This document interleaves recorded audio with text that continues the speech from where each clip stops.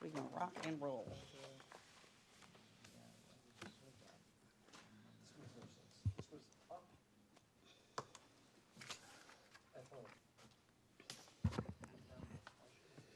There you go.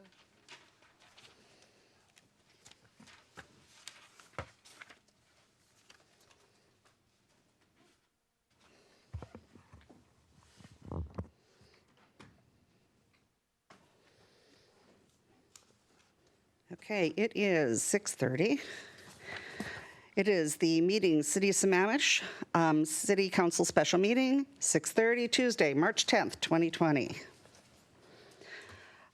First thing we're going to do is our call to order. Madam, Mayor Karen Moran, here. Deputy Mayor Christy Malchow, Present. Councilmember Ken Gamblin. Here. Councilmember Jason Ritchie, Here. Councilmember Chris Ross, Present. Councilmember Pamela Stewart, Here. Councilmember Kent Treen. Present. And we have everybody here. Christy will lead us in the pledge. Oh, yes. Sorry. Please join me in the Pledge of Allegiance. I pledge allegiance to the flag of the United States of America and to the republic for which it stands, one nation, under God, indivisible, with liberty and justice for all.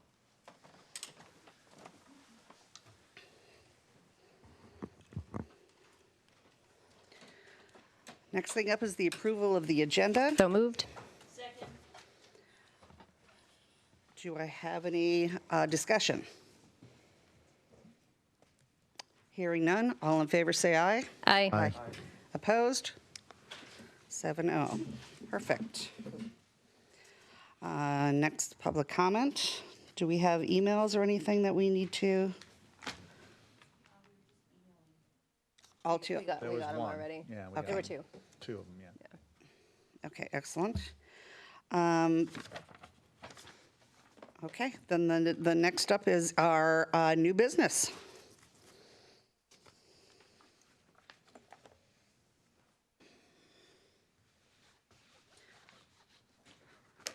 First up, we have the ratification of the proclamation of emergency related to the COVID-19 virus. Yes, that would be great. Mayor, members of council, upon our watching the example set by the county health King County Health Administrator and the recommendations of that they came out with about social distancing, public meetings, washing your hands, sanitizing places, we began to look internally, even days before that, as to how our operations would go. And we realized that if we're going to limit public access to meetings, we needed to start looking at emergency measures. So I enacted a proclamation for emergencies, allowed for under your disaster planning. And with the assistance of our emergency manager, we've been setting up scenarios for the city to work some alternative schedules and do teleworking, and we just began those today. But this proclamation needs your ratification so that it is properly documented and that we will continue.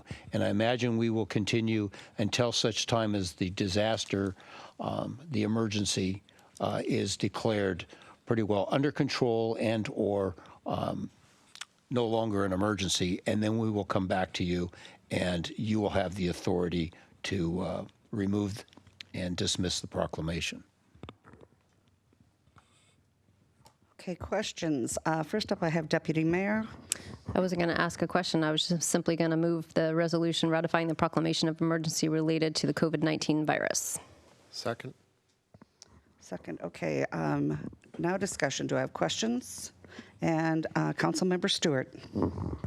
Yeah, given the rapidly changing nature of this, are you looking at anything that might require financial, backing, like requiring funds that we might need to look at? And what should we be thinking about? Are do you see anything that might require us to take action prior to the next meeting? Like, how can we sort of be starting to prepare and think about this as things change on a daily basis? Thank you. That's a very important question to ask. We have considered it. We're tracking all of our time, minimal expenses at this point, and what expenses we have incurred have been small, but we haven't been able to spend, say, the volume of dollars we might normally, because you can't acquire masks. It's very difficult to acquire hand sanitation. But all of those things in the scope of monies that we would normally spend in a disaster are going to likely be handled well within our operating budgets. We haven't been able to anticipate anything because we've not seen anything, but we talk about it a couple of times a day, generally the disaster, and we're just planning for those manpower type of things that for staffing. Right. And to address that, we are trying to limit as much as reasonably possible the number of workers in the workplace. Great. We have acquired some more laptops. Still, we're operating well within our budget, but we'll come back to you if it starts to creep up, or Excellent. we think we need to make a budget adjustment. We certainly will give you some advance notice, but we're tracking everything. Excellent, thank you. What about, I know one time, I think it was when we had one of our Snowmageddons here, which was looking at if any employees are in fact impacted, are there any measures we might need to take in terms of time off, approving time off or things like that? I don't know if those are things that you guys are looking at that we need to worry about, or you'll just, again, give us a heads up. I'll give you a heads up. Okay. We're talking about different scenarios. Example, the governor, in his talk this afternoon, we were watching very closely to see what operational impacts there would be for us. Didn't see any, but he mentioned what he might do for state workers as far as sick leave, Right. if they couldn't telecommunicate and those types of things. I think once we engage, if we are unlucky to have to engage in some of that, Right. then maybe we'll be able to quantify it and we'll bring it back to you in a report. Okay. But right now, it's kind of a wait and see, and we're hoping that we have minimal impact. Great. But we are staggering the workforce. We've come up with schedules late today that we're implementing by department, by division. We will have people here in City Hall, but we've also talked about what if. What if we had to shut down and spend 24 hours, 48 hours sanitizing the place to get back? What would we do? Well, we're practicing this teleworking. We should be able to stay informed. We are working with teams. Some of us that don't know are engaging in that so that we can do that if we need to, but we're also starting to realize that, hey, this is a good tool that we can use in non-emergency times. So this is a nice introduction. Happy to do some training for that too, if you want. All right, thank you very much. Appreciate the information.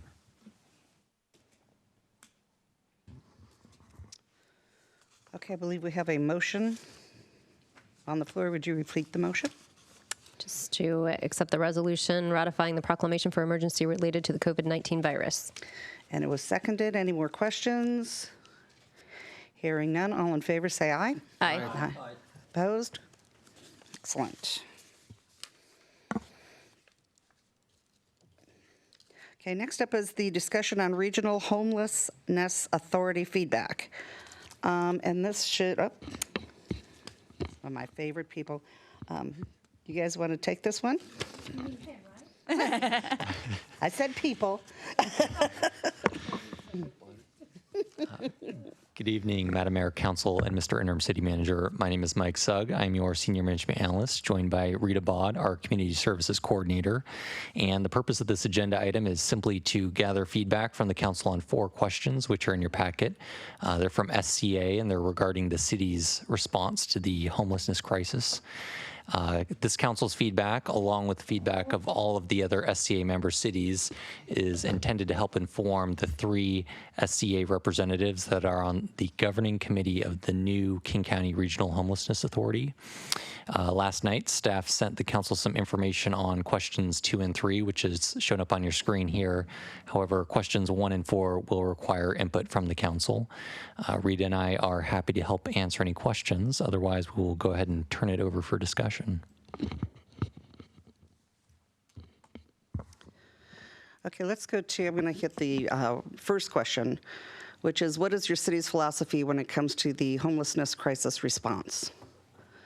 And this is kind of, this requires a discussion. So, oh, good. So we have Deputy Mayor who's going to start us off.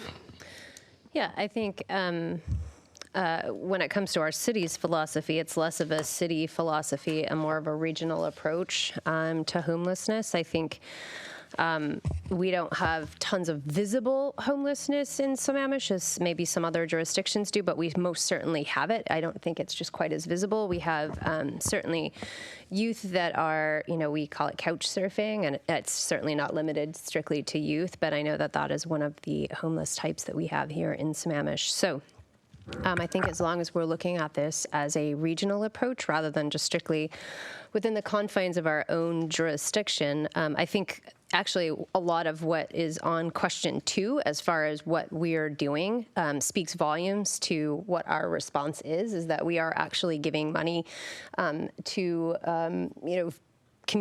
organizations within our community that are touching that homeless population. So. Councilmember Stewart? Yeah, I guess one clarifying question would be, is it supposed to be what has our philosophy been, or what is our philosophy going forward? Because I would agree with the deputy mayor that the amount of money we spend towards this does in fact speak volumes, and from my perspective, it's not a good volume. I think budgets are, in fact, moral statements, and the fact that we only contribute $143,000 a year towards affordable housing and homelessness services is not probably adequate, especially if we are saying that it is a regional issue, then we should be contributing our fair share. And I don't believe that $143,000 a year would reflect our fair share of helping out with this crisis. So does anybody know, is this supposed to be sort of what has our philosophy been, or what is our philosophy going forward? This is what is. So what is it right now? I'm just reading the question. It says what is, not what has been. So I'm assuming it's didn't know. current state of affairs. Mike, do you have anything to clarify? Or I would probably agree that it's the current council's philosophy or approach towards homelessness. okay, thanks. Okay. All right, I'm hoping somebody's going to hit the amount of money we gave to for land, but next up is going to be Deputy Mayor, followed by Ken Gamlin. Oh, Councilmember Gamlin. Yeah, so a couple of things. I mean, you just kind of whispered one of them, which is this isn't all-encompassing, this list here, because, we have done things in the past as well. I think this is, just looking at current 2019-2020 grant cycle.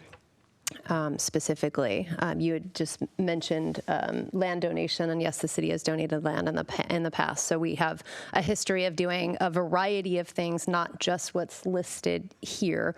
But I did want to counter the point that, the funding that's listed here is, speaks volumes about what we're doing, except that when you look at other jurisdictions and what they are giving, you also have to look at their revenue sources and the revenue that they take in as a jurisdiction. And we are very different in that sense, where we are, of the 3-legged stool, we have 2 legs that are in pretty good condition, and the 3rd leg is lacking severely, which is why someone like Bellevue, who has a strong sales tax revenue source, is able to put more money towards this. And of course, their operating budget far larger than ours. So I just wanted to be sure that we were thinking about that as we look at the money that we are putting towards this issue.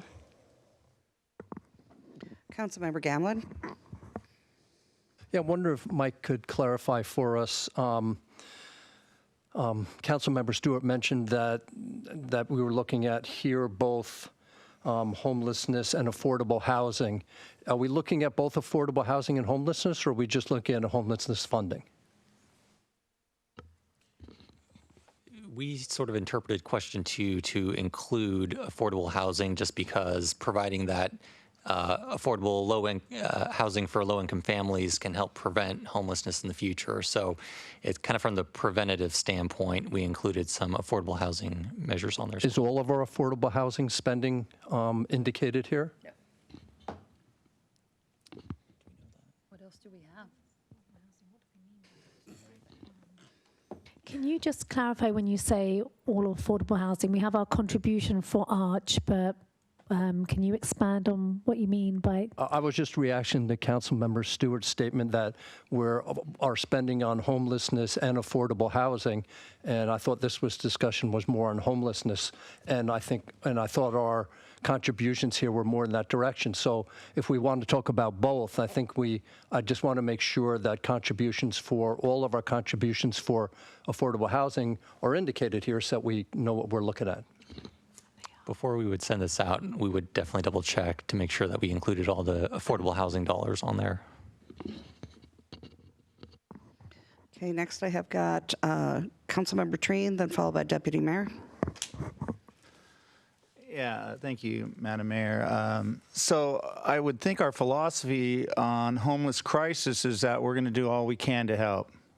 And then when I look at homelessness, one of the things that becomes pretty clear is the wealth gap that's going on in the United States. And I believe from the information received from SCA and also from staff is that Sammamish in 2019 was the only city in the region who provided housing for people to actually purchase, which creates wealth for those families. So we're actually doing, I would believe, as a city, we're actually doing more in the region than anyone else as of 2019. So if we're going to do, I think, because I'm going to jump down to 4, right? What should we suggest for our potential SCA appointees? Is that we need to partner more with Habitat for Humanities and for people who are going to actually be creating housing wealth or creating wealth for families so that they are no longer homeless.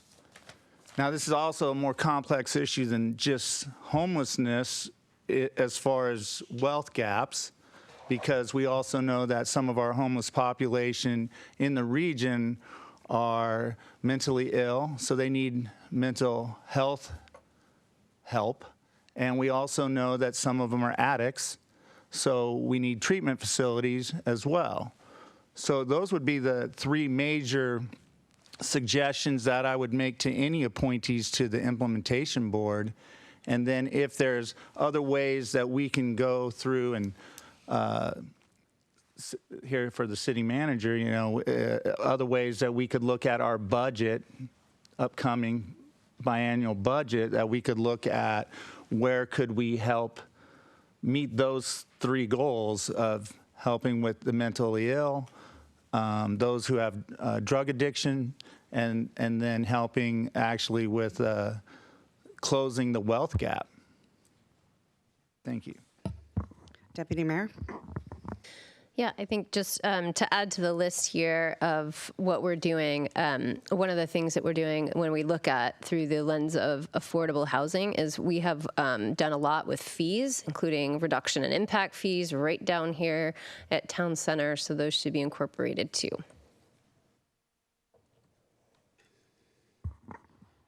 Councilmember Ross. Yeah, I agree that we need to include something in this list that references affordable housing. We've done Habitat for Humanity. The land donation is quite a gift, and it's serving not Sammamish per se, it's the region, the occupants, and we're very blessed to be able to lift them up and give them the opportunity, as Councilmember Treen points out, to own at a low cost and take them out, hopefully permanently out of housing crisis. So I think that's very important to put those elements in this, what we're doing for housing.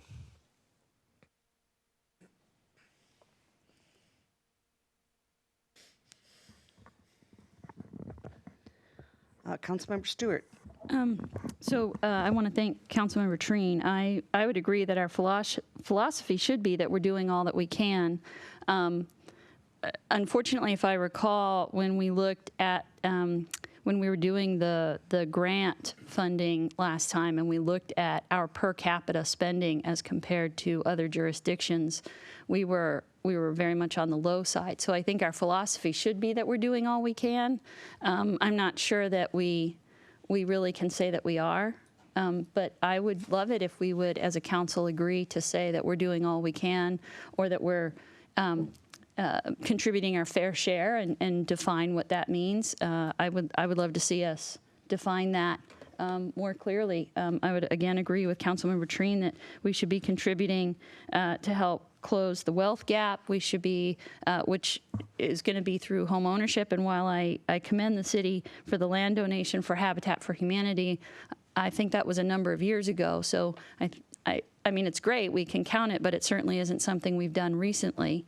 And I would think that we need to be looking at the mental health crisis as well. I think that would be true, that we should be looking at how can we contribute. In the past, the councils have been very strict on saying we don't want to provide grant funding to an organization unless we're certain that those dollars are only being spent on Sammamish citizens. And I think if we're going to look at this as a regional issue and agree that we should be contributing our fair share to that, then we need to be willing to contribute monies that may help people who are not Sammamish residents, because we may not have as many people homeless here, because if I become homeless, I'm probably not going to hang out in Sammamish. I'm going to leave. Because we don't have any services in the city. We have very few services, if any, directly in the city. So if I am going to lose my home, or I do lose my home, then this is probably not a great place for me to stay. We also don't have a ton of transit, which if I'm homeless, I probably lost my car too, or may have lost my car too. So I'm going to be looking for those other types of services as well. So I would posit that we define a statement that says that in the spirit of doing all that we can, we should be contributing our fair share, and then helping to define what that is, which means that we are making sure that we cover the costs for any services needed by any residents of Sammamish who may become displaced because of the rising costs of housing, and that we look to figure out what percentage we should be contributing regionally to be contributing our fair share to help with that problem. Okay, and I'm going to just make a couple of comments before I continue on, because I never get to say anything. And one is that as we start talking about what is our fair share, is we need to talk about what is our fair share. Because comparing us to other cities, we're also comparing apples and oranges. And we need to be very careful, because other cities' structures are so very different from ours that the comparison is, there isn't a comparison. We're very different, and to even try to compare it is very unfair. So we would have to take everything apart to do that. So to say we want to be as fair as Redmond is, well, then we would have to really, take Redmond apart just to see how fair they actually are. And so I just want us to really think about that when we make that comment. And next up is Deputy Mayor. Okay, I swear this is the last time I push my button, at least on number one. But I have a few other things that I think we should kind of encompass in at least where, question 2 is kind of listing out what we do, but I think it also speaks to what our philosophy is, which First of all, we have increased our funding significantly in this field over the last few years. So that certainly speaks to our ability to try and do more. We have a homeless encampment policy on our books, and we have Tent City 4 here right now next door. So we are doing something actively right now in our community by allowing and permitting them. And I know that it's actually hard to get an appointment through ShareWheel just to provide meals down there, because they are, I think our community is really supportive when they are here. Another thing that I think is important, and I think Councilmember Treen touched on this a bit, is mental health and drug use. And those are inexplicably tied to homelessness, not exclusively, but oftentimes there is a disproportionate number of homeless that have experienced some event, whether it was mental health or drugs, that led them to that. And so our proactive approach, at least of trying to facilitate that end, could keep people out of homelessness. And I do think that deserves some attention as well. All right, Councilmember Ritchie. Thank you. So Mike, I'd like to posit an answer to question number 1 so that we can move on. My statement is, and I put this out for the council to knock and do whatever we want, but we're trying to answer some questions for SCA here. Homelessness crisis philosophy as far as the city of Sammamish is concerned. Recognizing that we're an integral part of the larger community, Sammamish is actively participating in local and regional efforts to reduce homelessness and to help individuals and families break the cycle of housing crisis. We are constantly reviewing what we can do and will continue to work as a community to help solve this issue. Just trying to answer the question.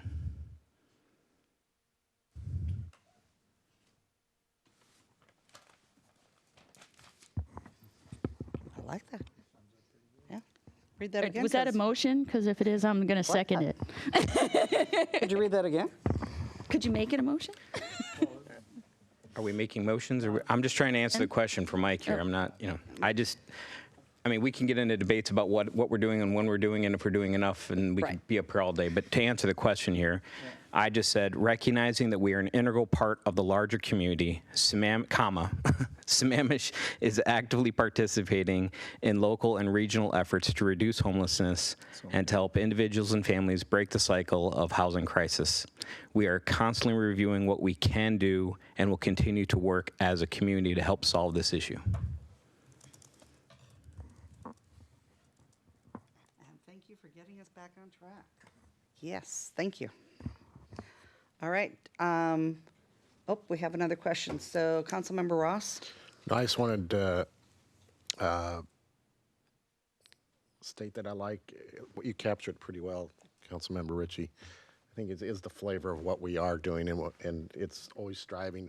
We respond to the crisis recently for the opioids, and that's another example how we always re-examine ourselves and look at our community. We also look at the region, so I think it's well stated. So thank you. Good. Excellent. Okay. Two, I think that unless anybody's got extra stuff they want to add to that seems to be missing. I think we did. We did that. Yeah. You got that, Mike? Got that? Then we're going to move on to 3. What are the gaps in crisis response in your city, and where are additional resources needed?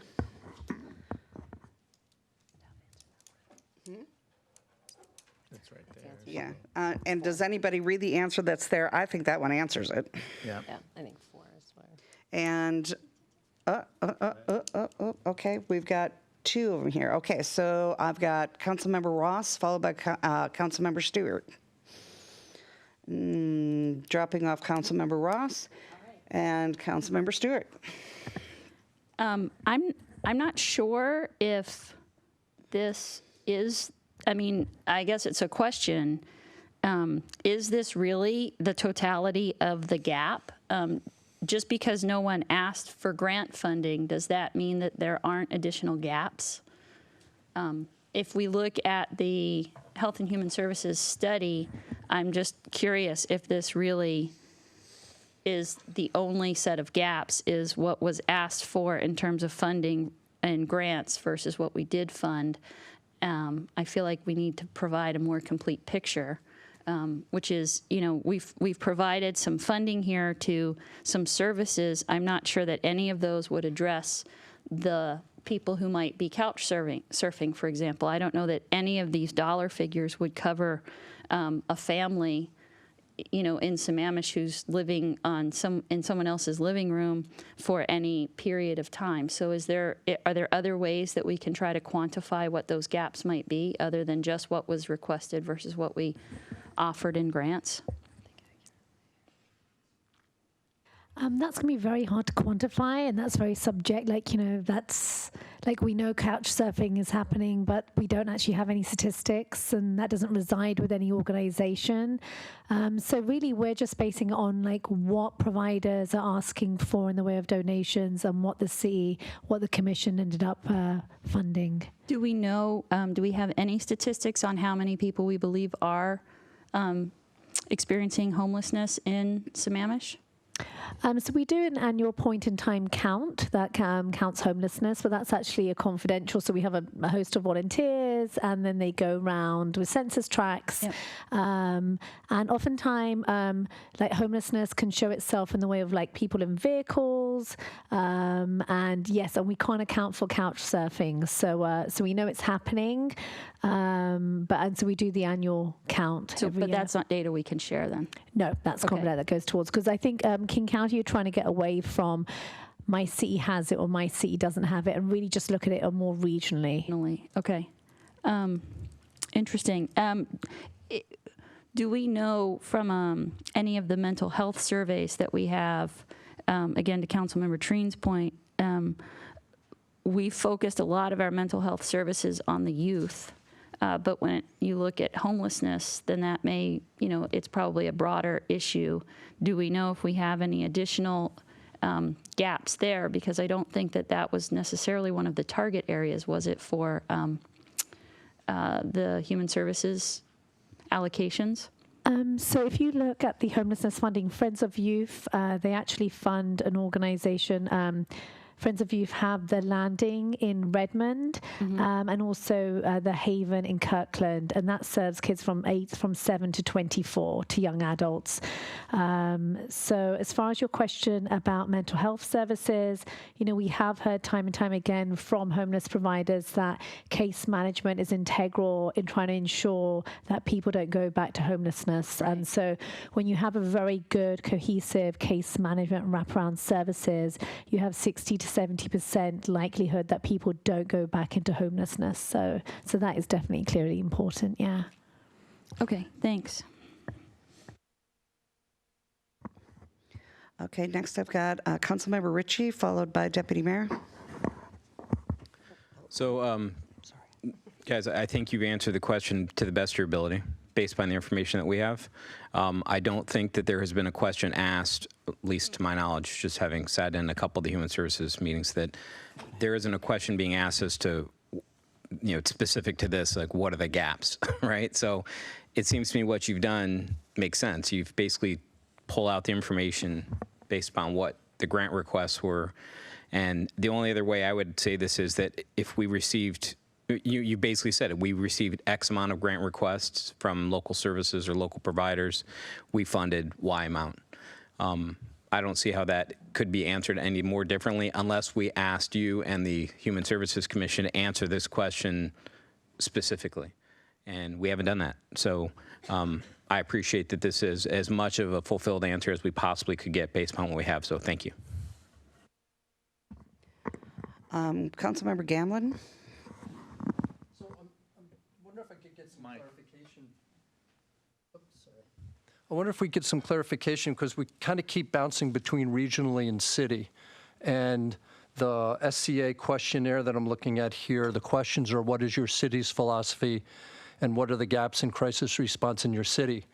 So I'm just wondering, because we keep kind of saying, like you just mentioned, that the counts that are done are not specified per city, they specified regionally in the county, and we've mentioned region up here several times. Are we looking for answers about Sammamish here, or are we looking for answers about what our feelings are about homelessness and homelessness funding in the region? So I think we're looking for a Sammamish-focused response because what SCA is going to do is get the same feedback from all the, I think, 32 member cities and provide it to those 3 representatives who are representing all the member cities on this King County Regional Homelessness Authority. So they, in particular, want to know what Sammamish as a city is doing. Okay, because I went on that count several years ago, all night driving around looking for homeless, and I won't say the results based on your saying that they want to keep that confidential, but I think what we're showing here for the city right now, that we're getting 73% of the requested funding has been done, plus we gave another $100,000 to Arch is a pretty good answer to what we're looking to do on question number 3. Thanks.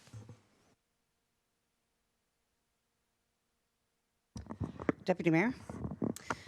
Yeah, so I know the point in time count was brought up. They no longer break it out by jurisdiction anyway, so we wouldn't be able to get that. We used to be able to get that data specific for our jurisdiction. They no longer break it out.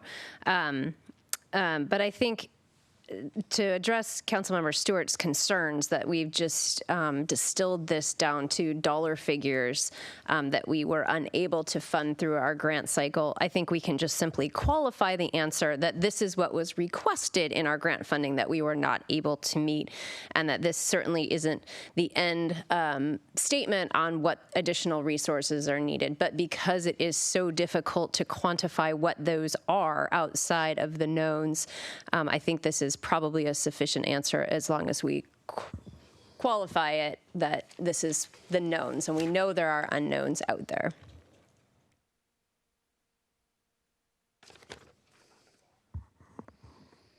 Okay. If there's no more comments, we're going to move on to number 4. What suggestions do you have for potential SCA appointees to the implementation board?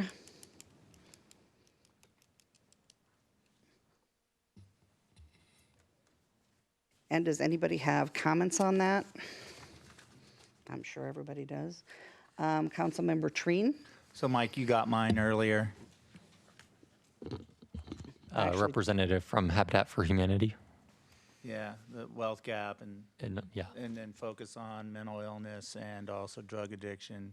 yes. I liked your idea too about, because I've seen this in my own job and profession as an educator.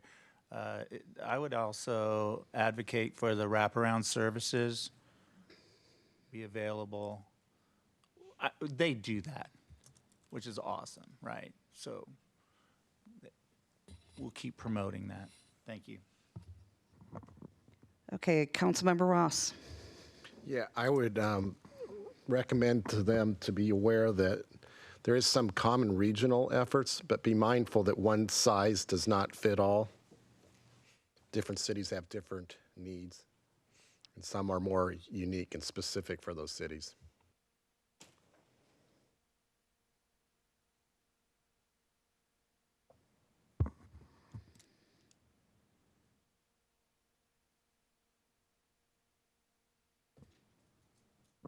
Okay, anybody else? Deputy Mayor? Yeah, this is not on this topic, but it looked like no one else was pressing their button. So my request only is because tomorrow night at PIC we are discussing this. Is it possible that you can kind of consolidate what you've heard us say up here and then push it out to the full council? But I just need to have our positions so that I can express those at PIC tomorrow evening. Yeah, we will get this response out tomorrow before noon. And I think the other meeting for which they were requesting this feedback for got postponed because of the coronavirus. So it sounds like the main reason we need this feedback right now is for PIC, which is coming up tomorrow.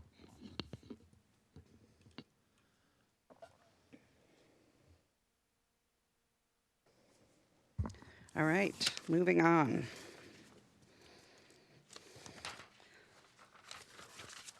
Okay, the next thing on our agenda, and it's a big one, is our transportation master plan.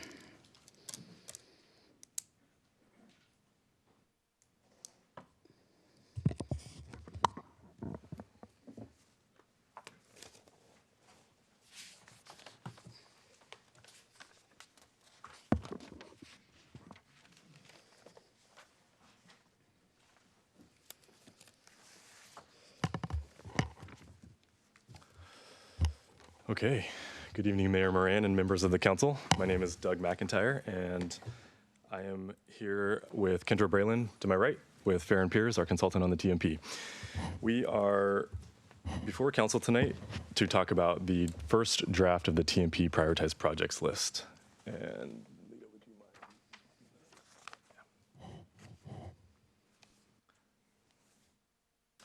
okay.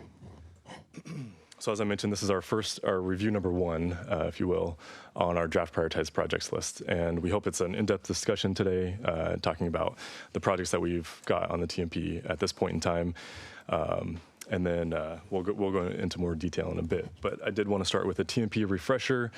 We will talk about the purpose of the prioritized projects list, the process that we have gone through and will go through with council, and then briefly modeling, and then open it up to council discussion on the projects. And then finish with brief discussion on our next steps. So real high level, just a reminder, the TMP outlines community preferences for transportation investments throughout Sammamish over the next 20 years. So it's our long range document. It will be a part of the comprehensive plan. And at the hope is that at the end of the year, we will adopt the TMP and incorporate it into the comprehensive plan at that time. It's also good to sort of talk about where we've been and where we are now. So looking backwards, this project was initiated in spring of 2017, and shortly after that, we started our public outreach, which really focused on establishing transportation priorities based on community input. And then right after that, the TMP was actually paused for some time to work on concurrency and comp plan amendments. That was finished up in spring 2019 when we actually restarted the TMP and focused almost entirely at that point on community outreach. And that took us through the summer. We did a really robust outreach effort, and that was presented to council on December 3rd of last year. It's also linked in the agenda bill if you wanted to take a refresher on that as well. We finalized that effort in fall of 2019, and really the final effort on that was a statistically valid survey, which council has in Exhibit 2 of the packet tonight. So where we are now, winter/spring of 2020, that is our effort right now is focused on drafting the TMP as well as developing, again, the prioritized projects list, which we'll talk more about tonight. So I've mentioned this now a couple times. The prioritized projects list is really a key element of the TMP. It's the primary way that we can address our community's transportation concerns. It is a very comprehensive and forward-looking list of projects throughout the city, and again, a 20-year list. So it'll take us out quite a ways to achieve what our community wants us to invest in. This is a little bit of a side note here, but we have had questions on, get a little bit more specific about the differences between the TMP and the TIP. And that's a great question, and we wanted to focus on it before we dive too deeply into the TMP project list. So the TIP, I'll start with the TIP. So the TIP is a 6-year project list. It's focused on our pipeline concurrency, and it's updated and adopted annually. So it's a moving 6-year window. In June of every year, this is adopted and sent to the state. The council's first touch on this year will be May 19th. So about a couple months here, and then there will be 2 additional meetings before council adopts that in June. Conversely, the TMP is a 20-year project list, and it focuses on 2035 concurrency as well as a variety of other things. And it's in theory going to be the source of all future TIPs. So there's a relation there. There is some overlap, but those are the main distinctions between the 2 project lists. Now going to the process with our council, we wanted to... We have a question. Yes. Do you want questions as we go, or do you want us to hold on to the end? I have a couple points where I can stop, actually. If you don't mind, I'll stop in maybe 2 or 3 spots, okay, and then we can answer them in kind of segments. We really wanted to emphasize the process with City Council in the next 3 meetings here. So we have broken this into 3 separate reviews. Obviously tonight, March 10th, is our first review. The question before Council right now is the draft prioritized list that staff has put together and with community input, does it hit the mark? How close is it to the mark? And are there projects that we actually want to remove from that list? That will help us then refine the list and go into April 21st with a slightly different question about, okay, what are the projects now that we want to add to that list? So this is a separate project list that will be shown to council on in the packet before April 21st. So those projects are not in the packet tonight. And then the final review of the list will be on May 19th, and it will be sort of a question of, do we want to add or remove any projects, basically further refining the list. So I think at that point I can take some questions. I understand there's a couple. Councilmember Stewart? I'm just curious, when do we start looking beyond 2035, right? Because it is supposed to be kind of a 20-year plan, and I know we kind of have these vision plans that come out every 10 years, right? We have Vision 2040 and 2050, but our comp plan updates are different years. So at what point do we start looking further out? Because we've got a Vision 2040 that's been out for a while. Vision 2050 is out now. So how does that work, timing-wise? Yeah. That's a good question. So the way this project was scoped was that 2035 was the horizon year for this. And it isn't necessarily a hard cap. It is a 20-year list that is really meant to take us through what we think is a manageable time frame. It's something that we can definitely talk about with council in the future. I think we should right now focus on the 2035 list, but you're right, there are regional plans that do focus on 2050, for instance, PSRC's Vision 2050. Well, and 2035 is really only a 15-year plan now, right, unfortunately. So. Right. And when this project was scoped, it was closer to the 20 years. But yeah, it is, you're right, it is something that we need to look at. The requirement by the state is a 10-year list. So we are meeting the state requirements and then some. So I think that's probably the most important thing to focus on right now. Yep, thank you. Okay, I don't have any other. Okay, thank you. All right, so this, yes, Councilmember Ross. Councilmember Ross? Yeah, you just mentioned it. A state requirement is 10 years, and I also read that this is the first time we're doing a TMP. How does that reconcile? Is it a new requirement statewide? Or is it something to do with the age of our city or where we are in our history? Yeah, I can clarify that. So it is not a new requirement. It is a GMA requirement and the transportation element to focus on at least a 10-year list. The city's comp plan in the transportation element background, the volume 2 of the comp plan, it has had a list that goes out 20 years. It has effectively acted like a TMP, but it missed a lot of steps in the process. It didn't do as much of the community outreach. I'll call it a stopgap measure, if you will. So this is much more robust. Sorry. Any other questions? Okay, thank you. So this slide is a slide that council has seen before, and it's a really good one to conceptualize how we've developed the draft list before you tonight. So on the very far left is a box that says the source of projects. So what we did there is we looked at all city adopted plans. We looked at citizen requests in the past, which we have engineers who have kept requests dating back pretty far, actually. And we took essentially everything that the city had that had projects on it and gathered it up into one spot. We also did a gaps analysis, if you will.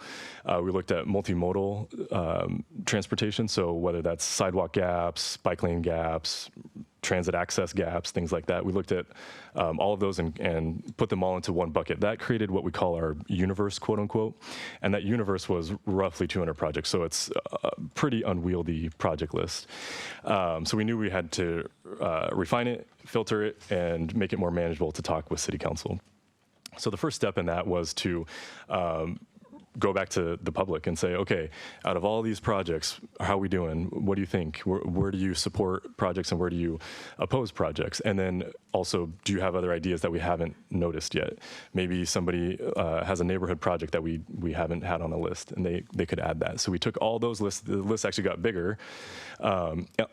Sorry, and then we evaluated that list against the established community transportation priorities. So we took the goals that the community gave us, which there's 7 of them, and we scored the projects. And in your agenda, Bill, we touched on how that was established. I can go into more detail if you'd like. But essentially what we did was we scored projects and we drew the line. If a project scored 150 points or more, we considered it eligible to be put on the project list. And then we had further discussions on it. And then we tried to, again, kind of refine and whittle the list down to get more manageable. And then, of course, the next box there is the funding sources and constraints. So this is an important point for council, that when we look at these projects, we know that we have very constrained budgets, right? We can't go out there and do everything. If we did, it would cost us close to $1 billion, right? So we looked backwards 6 years and we said, okay, what is the city historically budgeted for transportation, and what have we expended in transportation? And we came up with a rough, relatively conservative number of $7 million a year. So applied to the 20-year planning horizon, that would be roughly $140 million that the city could reasonably anticipate to be able to spend on transportation capital projects. This, of course, does not take into account if the city were to ever issue debt. So this is just looking at historical expenditures. And then that led us to the prioritized project list that you see today. A little note there is that the list in the TMP will have a subset that is eligible for impact fees, and those are projects that essentially create future capacity on the roadways. They're in the right-of-way, they're not fixing existing deficiencies, and they're on a capital list. So they have to meet certain criteria, so that's why it's a subset of the list. And at the bottom, you'll notice that community input is informing certain steps in that, and that has been incorporated very directly. And again, this is another slide that council has seen in the past, but I want to reiterate that the way we engaged the community was a really wide variety of tools. We tried to reach people as conveniently as possible for the public, and we heard a lot of input. So we got really good community input on the TMP project list. So that is absolutely incorporated in what you're looking at today.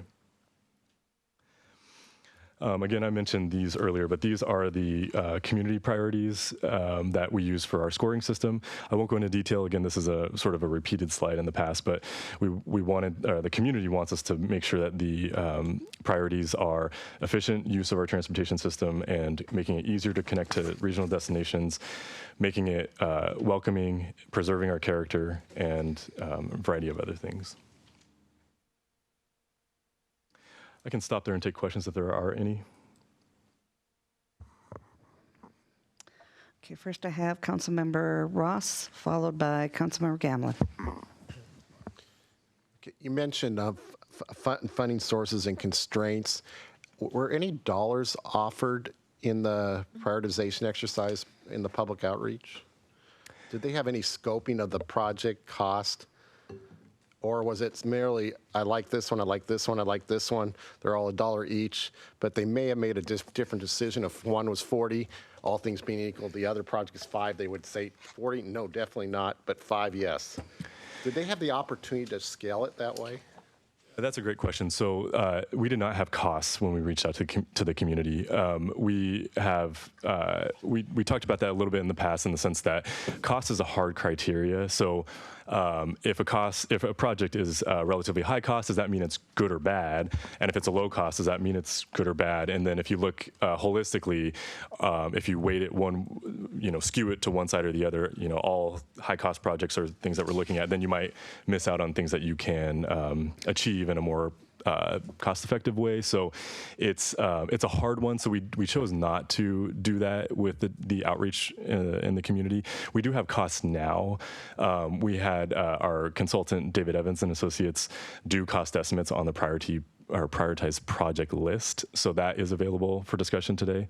And we do anticipate more community outreach before the plan is adopted. So that will help bridge that gap, I guess you could say. Yep. Thank you. Councilmember Gamlin. Hey, so 3 quick questions, just to make sure I got this right. So are we showing historically over the last 20 years, we've averaged spending $7 million a year on road improvements? Is that what I understood? That is correct. We worked with our finance department to look at the budget numbers and come to a consensus around that figure. Okay. Second question is, when the results of the public outreach, are they going to, now that we have them done and quantified, are they going to be released to the public so the public can then see what the results that they created are? Yeah, so we actually have already reported back to the community by way of our community outreach summary, and it went through in a very transparent way exactly how the support was sort of across the spectrum for projects. Okay. We also instituted our statistically valid survey, which is Exhibit 2 in your packet. That was made available to the public as well. So between those two things, that was how we were reporting back. Okay. Yeah, sorry. So number 3, so when you're creating this TMP here, looking at the results of the public survey, public desires, public needs, however you want to say it, I was looking at page 127 of the presentation you're doing here, and it lists them by importance, percentage-wise. So for example, number 1, reducing traffic congestion is coming in at 93% of the public either view this as essential or very important. Was that used when you guys were putting this together, that you ranked these projects in hierarchy of what the public was looking at, what they considered their priorities? Yes, and one of the things that is interesting about the results of the survey and the project list is that the projects that were rated really high, there were 5 that sort of broke out from the group. Those were also rated really high, or shown in the project list as well. So there is definitely consistency there. So that consistency between the projects that rated high also were probably pretty much in the range of reducing traffic congestion. Did you find that was a match? Yes, I think that's fair to say. And a lot of the projects that are, again, on the priority list are about capacity, road capacity, and reducing congestion. Perfect. Thank you. Thank you.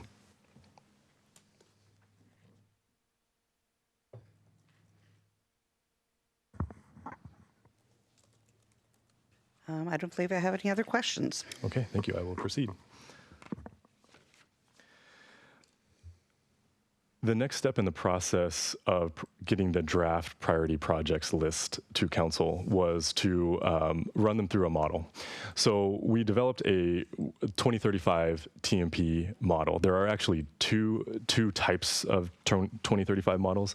There's the baseline traffic model, which takes into account future land use, town center build out by 2035, population growth both regionally and locally, and then construction of our transportation concurrency projects in the 2020-2025 TIP, and then the town center connector roads. So that's the baseline 2035 model.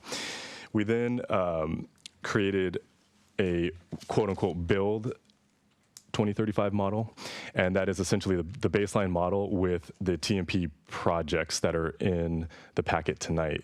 So we modeled them to see in the baseline if there were 2035 failures based on those assumptions, and then we ran it with the TMP projects to see if those failures were addressed. And the answer was there were a few failures in the baseline, which we can explain further if you'd like.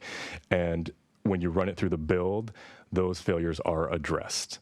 So that means that our prioritized project list effectively meets the 2035 concurrency requirement. So what I will say is if we do want council input on the project list. So if we do start adding and removing projects, we can run the model again to make sure that we are still being consistent with that 2035 outlook on concurrency.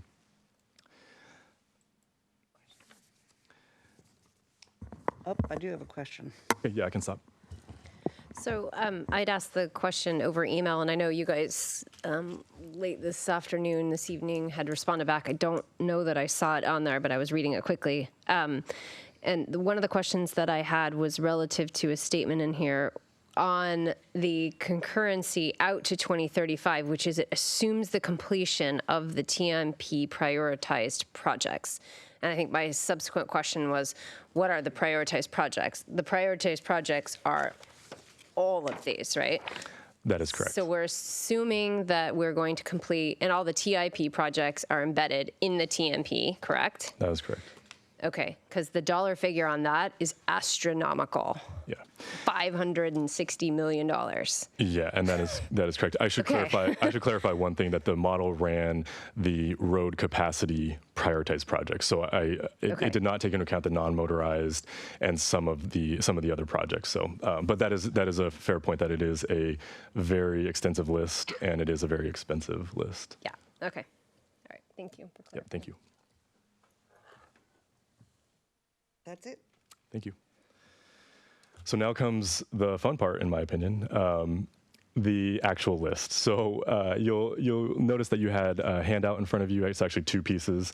You had one, the PowerPoint slides to make notes, and then the 11 by 17 packet, which is the maps. So we tried to make the slides as readable as possible on with regard to the maps and the text, but we thought that the hard copies would be helpful as well for you to make notes. The projects are broken into 6 categories. There are the required concurrency projects from the 2020-2025 TIP. Those are not subject to prioritization because they're required, and those are road capacity projects that are built within 6 years. We also then have the town center connector roads. Those are also not subject to prioritization because they are assumed to be built in the town center plan. They are also, one note about those is they are assumed to be constructed by private development, so the city does not have a hand in building those. We did not do cost estimates for those, but we did put them in the TMP list. And then there are the category of complete streets. So those are projects that are designed and operated to enable safe transportation by all users. So whether that's vehicular, bike, car, walk, transit, whatever it is, it's meant to be a project that addresses all those needs. The fourth bullet there is connectivity. We've talked a little bit in the past about this. These tend to be the political hot buttons, if you will. These are new roadway connections, and they enable more efficient movement through our transportation network, basically. In some cases, they're barricade removals. In some cases, they're gates. Some cases, they are just dead-end roads that look like they should connect. Sometimes they're private streets mixed with public and a variety of other things. But the idea behind all of those projects is that they create a new connection.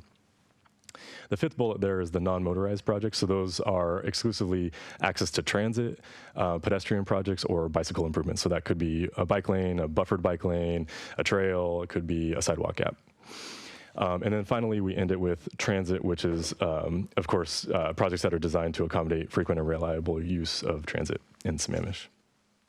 So we are going to step through each of the categories and discuss with council thoughts on the projects. Again, as a reminder, the question before council tonight is, are there projects on the list currently that we want to remove? Okay, are you at a spot where you want questions? Yep, that's okay. Okay. First up, I have Deputy Mayor, followed by Councilmember Gamblin. So I do have a couple of questions, and I may be getting ahead of myself slightly just based on your last sentence there, but we have projects on this list that are largely not even in our jurisdiction, and we have dollars on them, and I want to ask about those. TR 27, TR 28. There's at least one other one where you've got SR 202 and Sahali on there. You don't have dollars associated with the SR 202 and Sahali, but you do for TR 27 and 28. And what assumptions are we making there when those are largely, if and not exclusively, not in our jurisdiction? Yeah, that is a great point, that there are several projects that go outside of the city limits. They do primarily serve city residents, so we wanted to include them on the list, but we do have a note in each of those that really calls out the fact that we will have to coordinate pretty heavily with either Issaquah, King County, or the state. So there are definitely caveats to those projects. They are something that council should consider. But again, they do create capacity for Sammamish residents getting out or getting back in. Sure. I guess let me rephrase the question. The ILA with another jurisdiction is one thing. Is the assumption that because they largely benefit our residents that we will shoulder the entire cost burden, or are we assuming that there'll be some shared cost with whatever jurisdiction it's in, for example? Yeah, that's correct. That we would look for sharing costs in some form or fashion. You called out TR 27, which is Issaquah Pine Lake at the southern tip of the road. That is in Issaquah. So yes, we would absolutely be looking to coordinate there and share costs. We don't want to. be stating that we're going to be shouldering all the burden on. Yeah, no, on I some would of those. certainly hope not. Yeah. TR But thank you for 28 at $41 million on the high end is, Right. that's a big one to swallow. Right, Our own. absolutely, yeah. Okay. And thank you for pointing that out. I should have called that out. Yeah. Councilmember Gamlin? So could you go back one slide, please? Yes. Thank you. So 2 quick questions, maybe 3. So the required concurrency, number 1 on the list, projects built within 6 years, did you break that out budget-wise? We did, yes. Yeah. So those do have costs associated with them. We also, in a future slide, we showed the costs of required concurrency projects, and then we showed costs of required concurrency projects without TR-05, which is the Sahali project, just to give you a sense of the magnitude of that project on Okay, its own. so that's coming. Yeah. Okay, good. We don't need to get into that now. Second question I have, and it's maybe not a question for you, but projects built within 6 years. I'm not sure what that means, because I've been hearing that now for a long time, and hearing it involving the TIP, but since the TIP is inclusive in the TMP, my question is, how can we be saying these are to be built within 6 years, which consistently over the history of the city, we've had lots of projects that have been on the TIP for, I know 1 or 2 of them for 15, 18, 19 years. Yeah. Should we really be saying here projects built within 6 years? And also, should we be saying something here on the TMP about actually what makes them buildable? Where's the funding? Where's it coming from? How accessible is it? Is it council-centric funding? Are we going to have to go out for bonds on funding? And the third part of that question, again, maybe not expecting you to answer it, is the reality of building these projects within 6 years. Again, we're stating here projects built within 6 years. Is it even physically possible to build these concurrency projects all within 6 years? So we have the reality of calling it built, we have where's the funding coming from, and we have the reality of actually building these all within 6 years. What's the reality of that? Yeah, and that's a multifaceted question there, and I'll do my best. But you're right. The history is that there hasn't been a lot of follow through on the TIP. I think is a nice way to say it. I don't know if that's directly attributable to not having a TMP, but I do think that the TMP helps streamline the funding process and getting projects to construction. So, historically, I can't necessarily speak to why, but I can take guesses. But I do think that this TMP really helps us collectively address the issues in our transportation system. So, the unfortunate part of it is that we are now stuck with these projects that are probably a lot more expensive now than they were at one point in time. Just 1 second on there. I'm sorry to break your thought. You say that it helps us understand these projects better. How does the TMP help us understand the process better than the TIP? Why does that make us understand it any better on being able to handle these and actually do these projects within 6 years, where the TIP has a history, which is a very comparable thought process, has shown it's actually the opposite. What's on the TIP many, many, many times, especially bigger projects, don't get built. What's the thought that the TMP is better than and will be more effective in getting projects built than the TIP? Yeah, and that's a great question. So what I meant by that was the value of the TMP is that we've taken basically everything and put it in front of the community and said, tell us your thoughts. So we've essentially done the really hard work in terms of getting input on projects, getting input on priorities of projects, and looking at how we can invest in the system to improve how we get around town. So while that might be a 20-year look, the TIP, the way that I would describe that is that it's an operational performance sort of binary thing. You have a project that doesn't meet a standard, it is therefore on the TIP and required to be put on the TIP so that the state understands where our transportation funds are going. That is again, going back historically, I don't know necessarily why, but I do think that with the TMP, getting everything into one spot, making sure that we've talked to the community and getting council's buy-off eventually on a list of projects that will help us in our discussions in funding projects. When we get to budget discussions, that will really preload a lot of that. So I think that it does help us more, I guess, logically progress through the stages of getting a project funded. So I'm not sure if Was on the tip, just the most recent tip, what percentage of these projects as a number and as a percentage of budget is represented on the tip now as opposed to the TMP now? Okay, can I ask you to repeat the question, please? So the question is, you have the tip here, you have the TMP here. What percentage of projects that we're showing here now on the TMP are represented now on the tip as a number of projects and as a percentage of budget on these projects? I would have to look at the percentage of budget, but I will say that. Do you think it's 20 or 50 or 80? Just give me a rough number. Yeah, it's actually, let me progress to the final slide here. That might help us. Okay, I'm sorry if I'm getting ahead of. No, it's okay. It's okay. This is good to discuss right now. So the, let me just pull up a note that I had.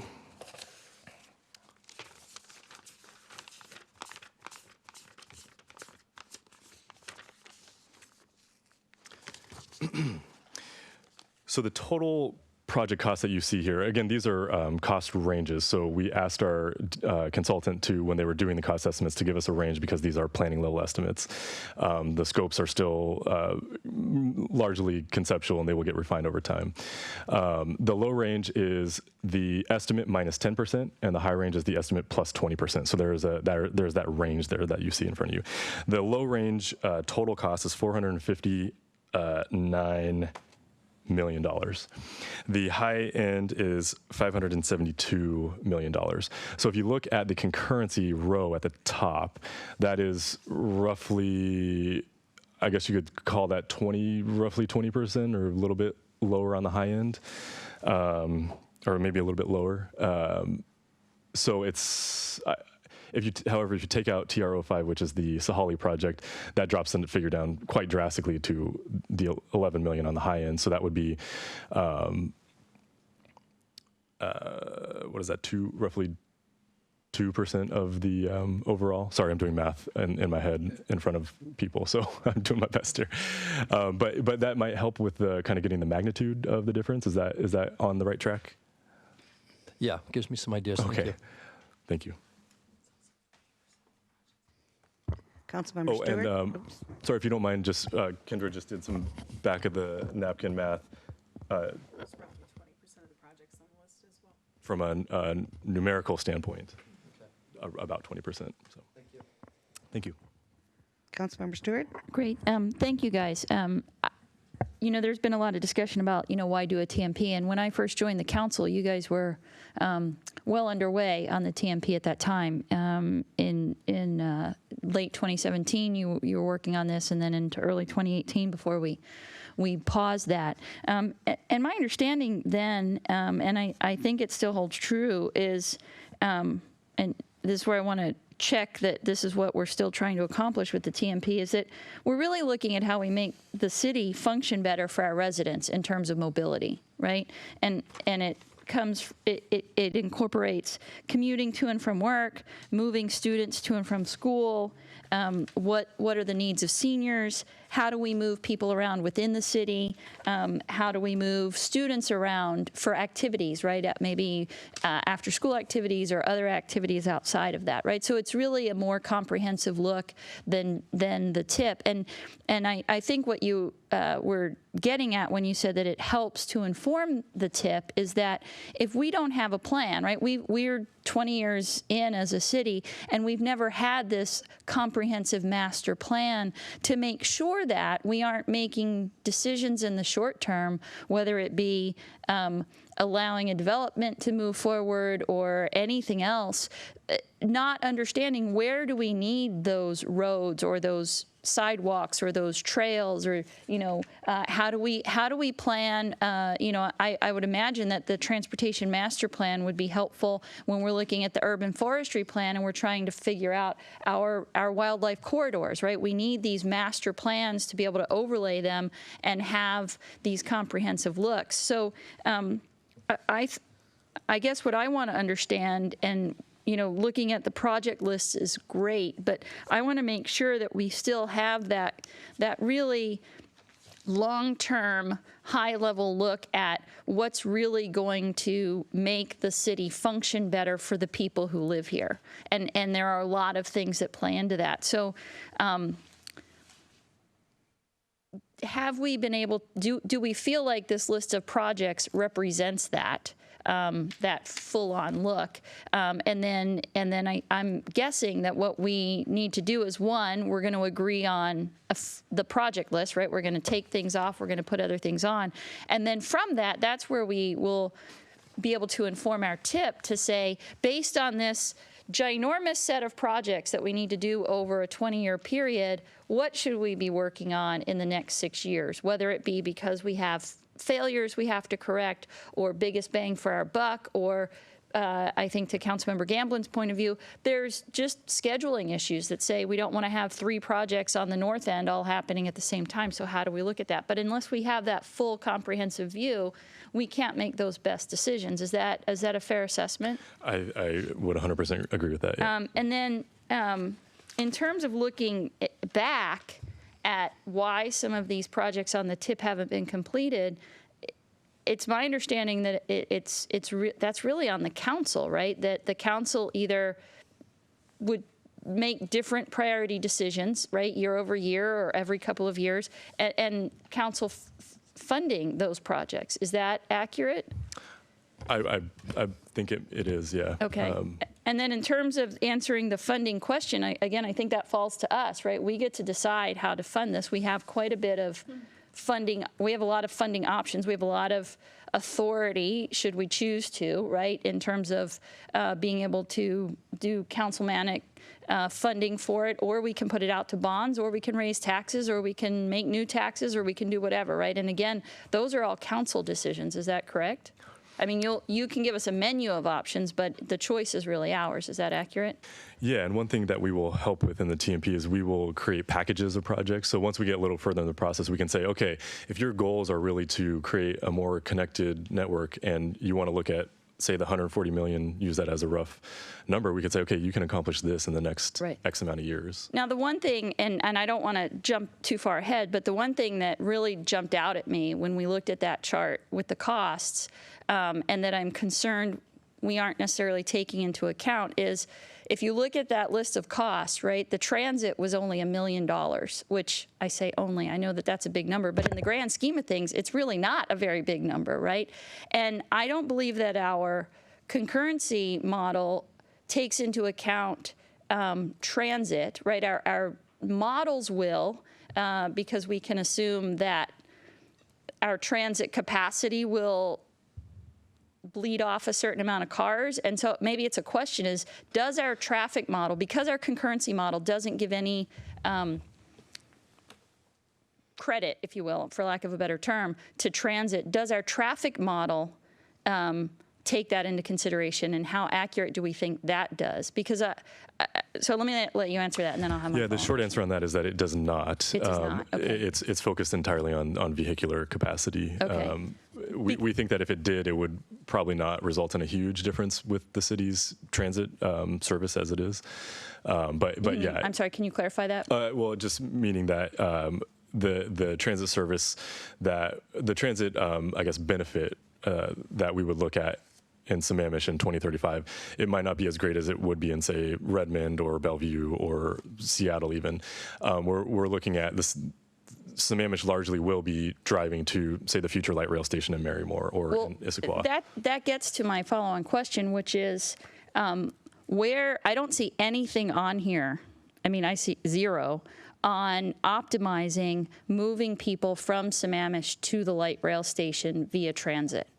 And in my mind, that feels like something that could be a huge bang for our buck, right? I mean, if you think about the number, if we were to just to look at the number of people that commute to Bellevue and Seattle, right? If we just looked at those two locations and we said, you know, we think that with a well-run transit system, we could, you know, make some assumptions. I don't know what an accurate assumption would be, but whether that's 10% or 20% of those commuters might take the light rail if we had some sort of express shuttle or some better transit way. Buying a lot of transit service is a lot less expensive than building massive amounts of roads, and it has huge environmental sustainability and positive environmental impacts as well. So when we look at how do we do this in the most environmentally and fiscally sustainable manner, transit for that commuter, which is going to be our peak hours, is really critical. And I realize that we're going to talk about King County Metro levies later, but that doesn't preclude us from looking at, you know, what if we could do our own transportation benefit district, and what kind of a benefit would we get for that for our dollars as opposed to $500 million worth of roads? Yes, I would love to kind of weigh in on that. So first of all, in terms of the projects and what transit investments we have, as you see, there's the one project on 228th. Essentially, that's largely ITS improvements along the corridor to really optimize transit service. So it's really to be a good host transit to help King County Metro buses move more efficiently through the corridor. Doesn't cost a lot of money to do that. I mean, $1 million is a lot, but in the grand scheme of things, in the list that we're looking at, yes, it's a fairly inexpensive project. What I would say is what you're proposing, if I understand correctly, is more along the lines of what Seattle has done, which is to buy into additional King County Metro service. And so to provide such that Sammamish residents have more buses coming, they're more frequent, maybe even go to more places. That's a choice. So when we come back, I think in April, if that is a project the council's interested in us evaluating and considering as a part of the TMP, we can absolutely do that. With respect to kind of analysis and what we can do, what I would say is that what's fairly typical in terms of transit analysis procedures is not a lot of travel models. They're not the strongest tools for understanding that mode shift. There are other tools that we can do to understand what that mode shift would be. But I would say where that plays into your analysis as a part of the TMP is then that can be ported into the traffic operations analysis of particular intersections. So if we have some assumptions about mode shift, we can make some changes in the number of vehicles, the size of the vehicles to the extent there's more transit buses, and that is something that can be put into the operations analysis. And as we're making recommendations about the final updates you want to make, particularly to intersections along the 228th corridor, that can be taken into consideration. I mean, obviously you'll need a majority of council to agree to this, but I don't know how we make decisions of this magnitude without having some of that analysis done on what could transit do reasonably, right, with reasonable sets of assumption, looking at some of the data that we just looked at the other day, which is historically what kinds of ridership numbers did we have when we had more frequent service, and even just looking at the last couple of years where some of our services did increase even just a little bit and how much our ridership went up. I think the deputy mayor brought up the fact that we've had changing demographics, which might lend themselves to actually being more inclined to use transit. So given these high dollar values and the incredible negative environmental impacts that some of these projects could have, I just don't know how we make these decisions without having that some of that analysis done to know where we might be able to provide, what kinds of transit would we need to make a dent. I just think we need to know that data before we make decisions. Thanks. Thank you. Okay, so next we have got Councilmember Ross, followed by Deputy Mayor. Yeah, excuse me, I just wanted to make some follow-on comments on transit. We got to be careful on modeling it. It could actually have a negative impact on our traffic flow. For example, we have severely underutilized transit today. If we're adding more buses that are underutilized, we have more buses stopping and slowing traffic. So it could actually flip us the other direction. So we got to really look at that carefully on both sides of the transit equation. And it really works well in high density housing, transit-oriented developments, but Sammamish simply is not that. And so I'm concerned that we look at it very carefully, and if we are to model the impact, it could actually decrease the performance of our roads. If I may, I think that's a very good comment. If analysis was to be done to kind of some of the questions that Councilmember Stewart was asking, absolutely, in that analysis would need to take into consideration the kind of land use context that Sammamish has today, and even what we would realistically expect in the future. Councilmember Ritchie? Thank you. Relating to transit, so I just went through this just now. I have to admit, I didn't, the whole TMP plan. I went through this part, but the results. So I want to make sure I'm not missing something. So I'm going to ask you to help me with that. Relating to the input from the community. I mean, interesting debate, right? We don't have a huge transit component in here. There's a conversation that we could have as to whether or not it makes more sense or less sense or costs more or less, more environmental, the impact. But I guess my question is, when you reached out to the public, which is what I view the TMP to be, right? It's public input on, it's a lot of things, right? But you're basically asking the community, hey, what do y'all think? Mm-hmm. And that's a really good thing, right? But I guess my question is, a lot of that is shaping what people think by how you ask a question too, right? So when you reached out to the community, and if I didn't catch this, please point me to the right page, did you discuss where transit would fit in terms of what Councilmember Stewart just brought up? Was that a point where the community was asked relative to their belief about what transit could be? I mean, was there an education? Hey, is transit a good thing or a bad thing? And that's kind of an innocuous question, right? I mean, obviously people have their own opinion, but if we had transit, and some people have said cost, and if it cost X, and if it was this frequent, would it be a better choice than Y? I mean, that may be a council level decision than staff or than the community input, but I guess my question is, did you reach out, during your reach out to the community, what was the level of conversation about transit, and how was that received, and how was it presented? And I guess that's my overarching question relative to the TMP. Yeah, and that's a great question. So the answer is yes, we did ask about transit, and we broke it into the categories for the public, just like we are for council. So there was a transit station at all the workshops. Our online engagement had transit maps that people could drop pins on and give their input, supporting a project or opposing a project or adding a new idea. And transit, surprisingly, in the in-person engagement was a really popular topic of discussion. We got probably the most write-in projects on transit. People had some really creative ideas on how to move people on a public transit system. The interesting thing that happened is when we did the in-person stuff, kind of what I just mentioned, it was actually a little bit of the inverse when we did the statistically valid survey. So I'm not a statistician, so I can't exactly explain how or why that happened, but with the survey, we reached a random sample of 3,000 households, and we had 687 people respond to that. And the transit project that is before council right now actually scored the lowest in one of the categories in terms of do you support this project? It was the very bottom, which was essentially the inverse of the in-person workshops and online engagement as well.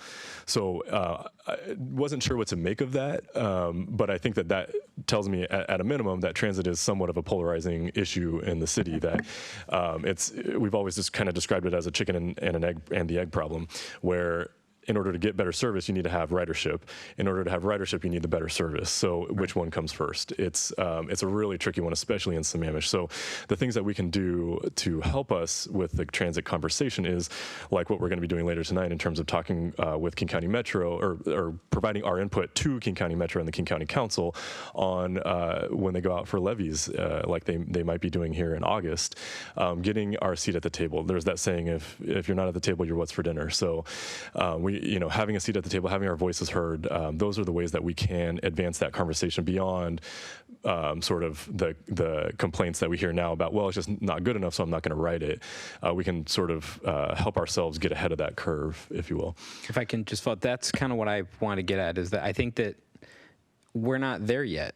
I mean, just as a community, as a council, I mean, I don't want to speak for staff, but just in terms of what are we actually trying to, and I think that's part of the levy discussion tonight too, right? I mean, it's part of the discussion here in terms of the TMP is, should there be a transit component to the TMP?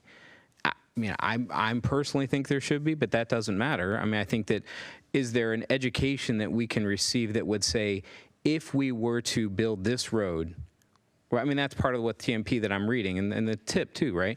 If we were to build this road, it's going to cost roughly X, it's going to take roughly X number of years, and you're going to see a certain amount of traffic reduction, throughput, whatever we want to call it, or time from A to B, right? That those kinds of metrics that would allow us as council to be able to say, hey, that makes sense. That financial investment of taxpayer dollars makes sense if it checks these boxes. And yes, the roads are expensive, and yes, it's going to put in non-permeable surfaces and kokanee, all the other, it's all a balance, right? So I guess my question is, at least from this position, I would ask that we at least consider putting in transit as another one of those balancing issues.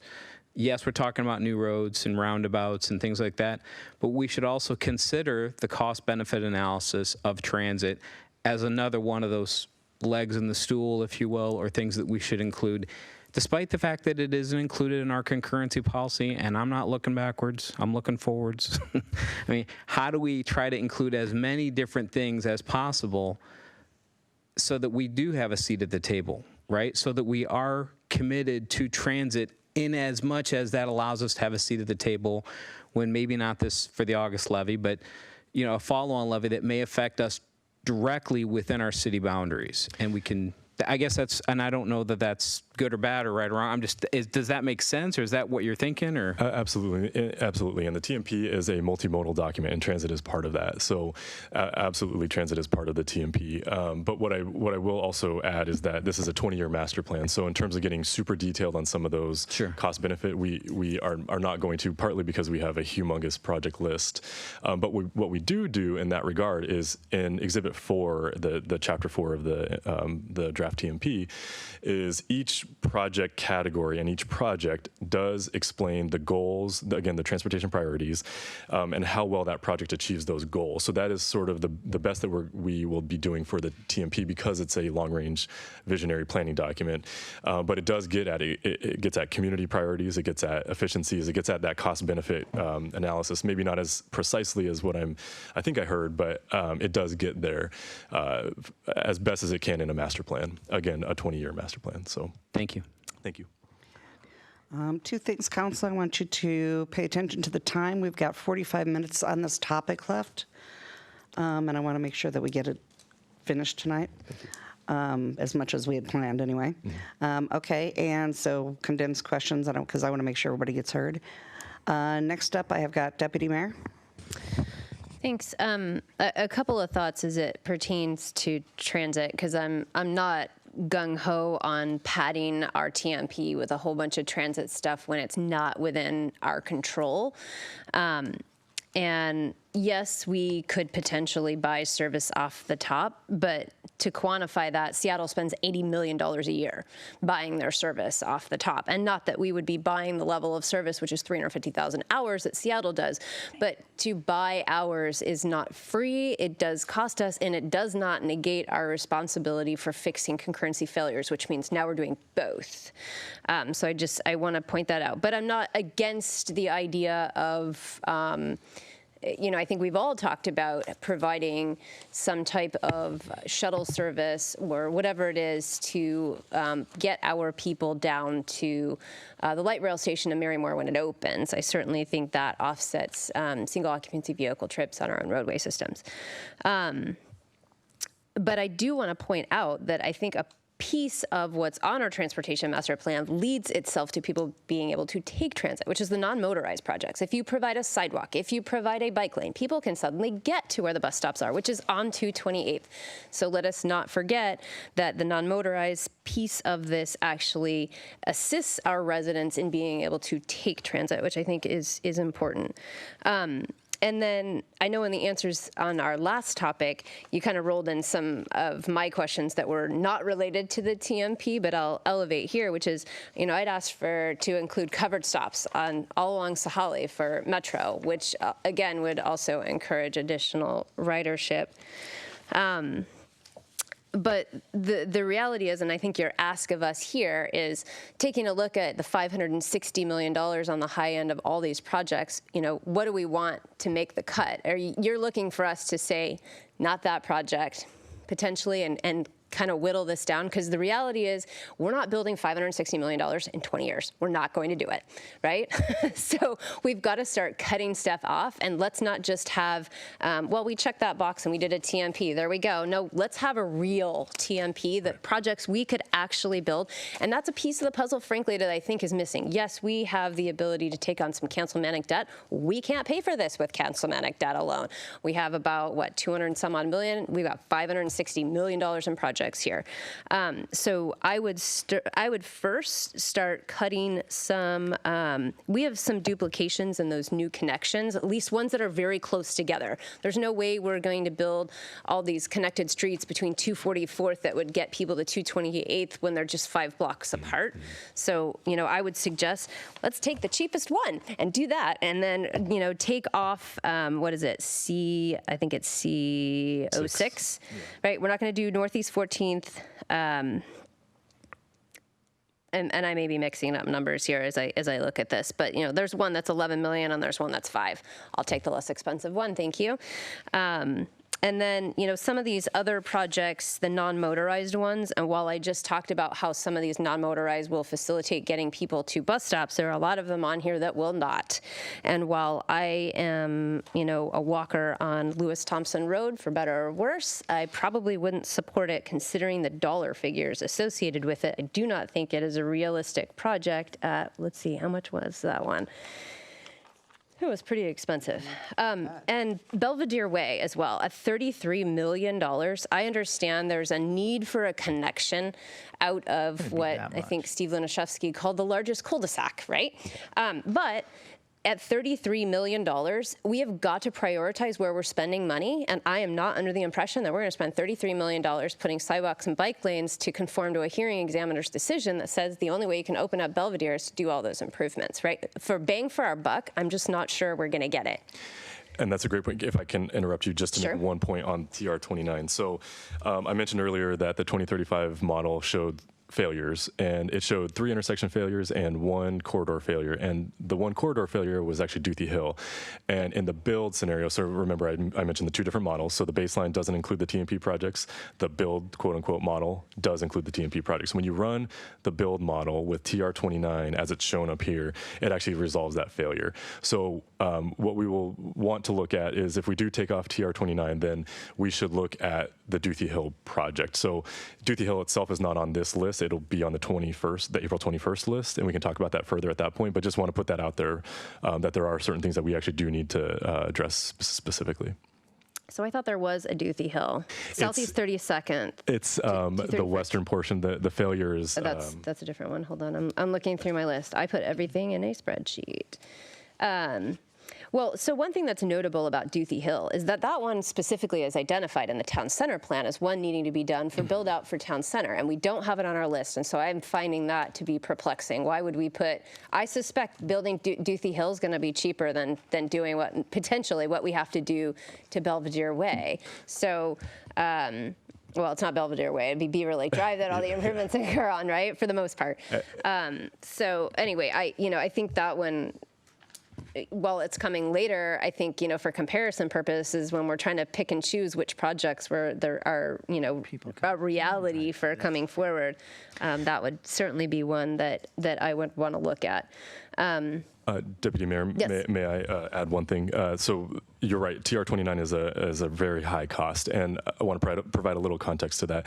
So that project is a little bit unique in the sense that it is a gate, but you cannot just remove the gate. It is the safety improvements all the way around the lake. That includes sidewalk, street lighting, stormwater. It includes everything. So that's why, and because it is such a long stretch of road to get to the nearest outlet where it is already built out, it is an incredibly expensive project. So just wanted to add that to the discussion. Yeah. That is why.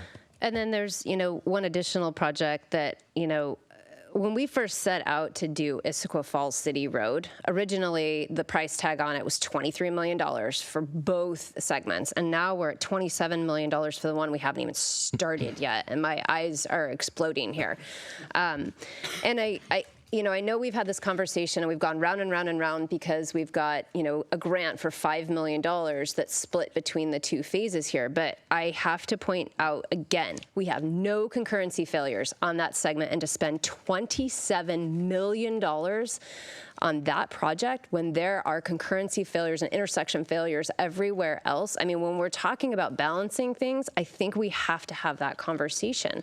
I know there are concerns about that because there's trails over there that people don't want to see taken away. So if there's any way to scale back that project, $27 million when we have no failures there and there is a pathway there, let's see what we can do to narrow that number, please.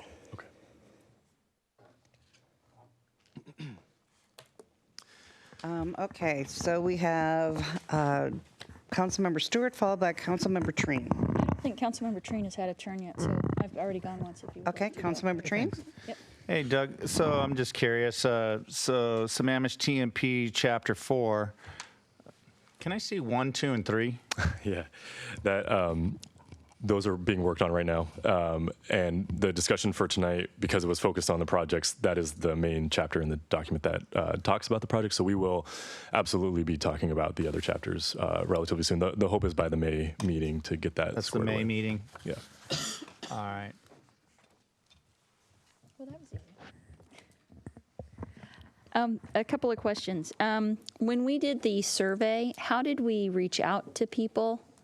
Was it online only? Were there things delivered to people's homes? Was it mailed?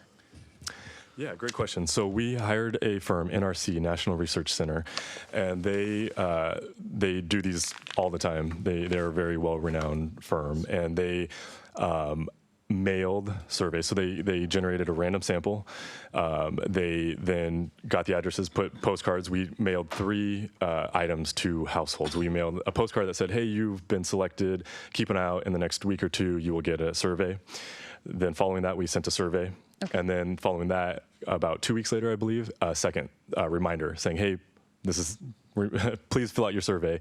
They were all postage paid, so residents didn't need to do much beyond just writing down their answers. So that is how we initially reached out. Got it. And then do we have demographic information about like the in-person people who were interested in transit versus the demographics of the folks who filled out the surveys? Because I do think that there are going to be certain demographic groups that are going to be more interested in certain kinds of transit, and there may be demographic groups who aren't because we've never had other kinds of transit here. So not that you need to share that tonight, but I just think that it's important for us to understand that, in large part because I think that the sort of moving people within the city is also something that we haven't really looked at transit before. So in terms of, getting people to the transit, I think that the non-motorized projects are important, but also looking at how do we get people to the transit stops in a more efficient way, and what would that look like? What are the ideas there?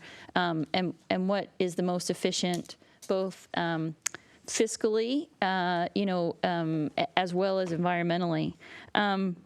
Another question I have is, how many service hours of transit do we currently have right now in the city per year?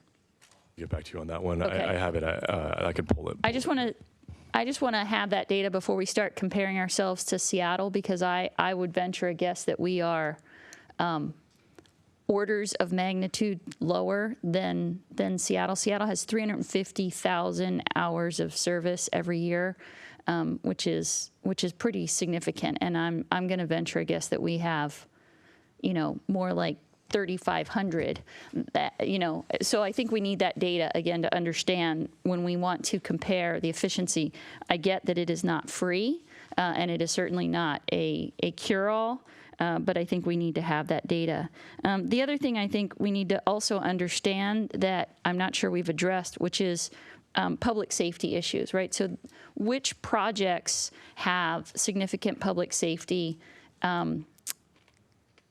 issues that we would be resolving? So that's going to affect non-motorized projects, right, in terms of there are certain areas where we know we need some sidewalks, as well as some of our motorized projects. And I know particularly along the Sahali corridor, we have certain intersections where we have challenges with people getting out, as well as pedestrians trying to cross the streets and things like that. So I think that's important. And in terms of efficiencies, I know Councilmember Ritchie has suggested a number of times, have we looked at things like being able to have, sort of pedestrian overpasses? And I realize that we would still have to have a crosswalk from an accessibility standpoint, potentially, but that would be something that could be used a lot less frequently than in some of our places, like down by Pine Lake Middle School, or even at the intersection at East Lake High School, where if we could have overpasses for the pedestrians, and how much would that increase the efficiency of the flow, some of those types of things. Now, I know we're giving you all sorts of ideas where we want you to go do lots of analysis, and I know that's not free,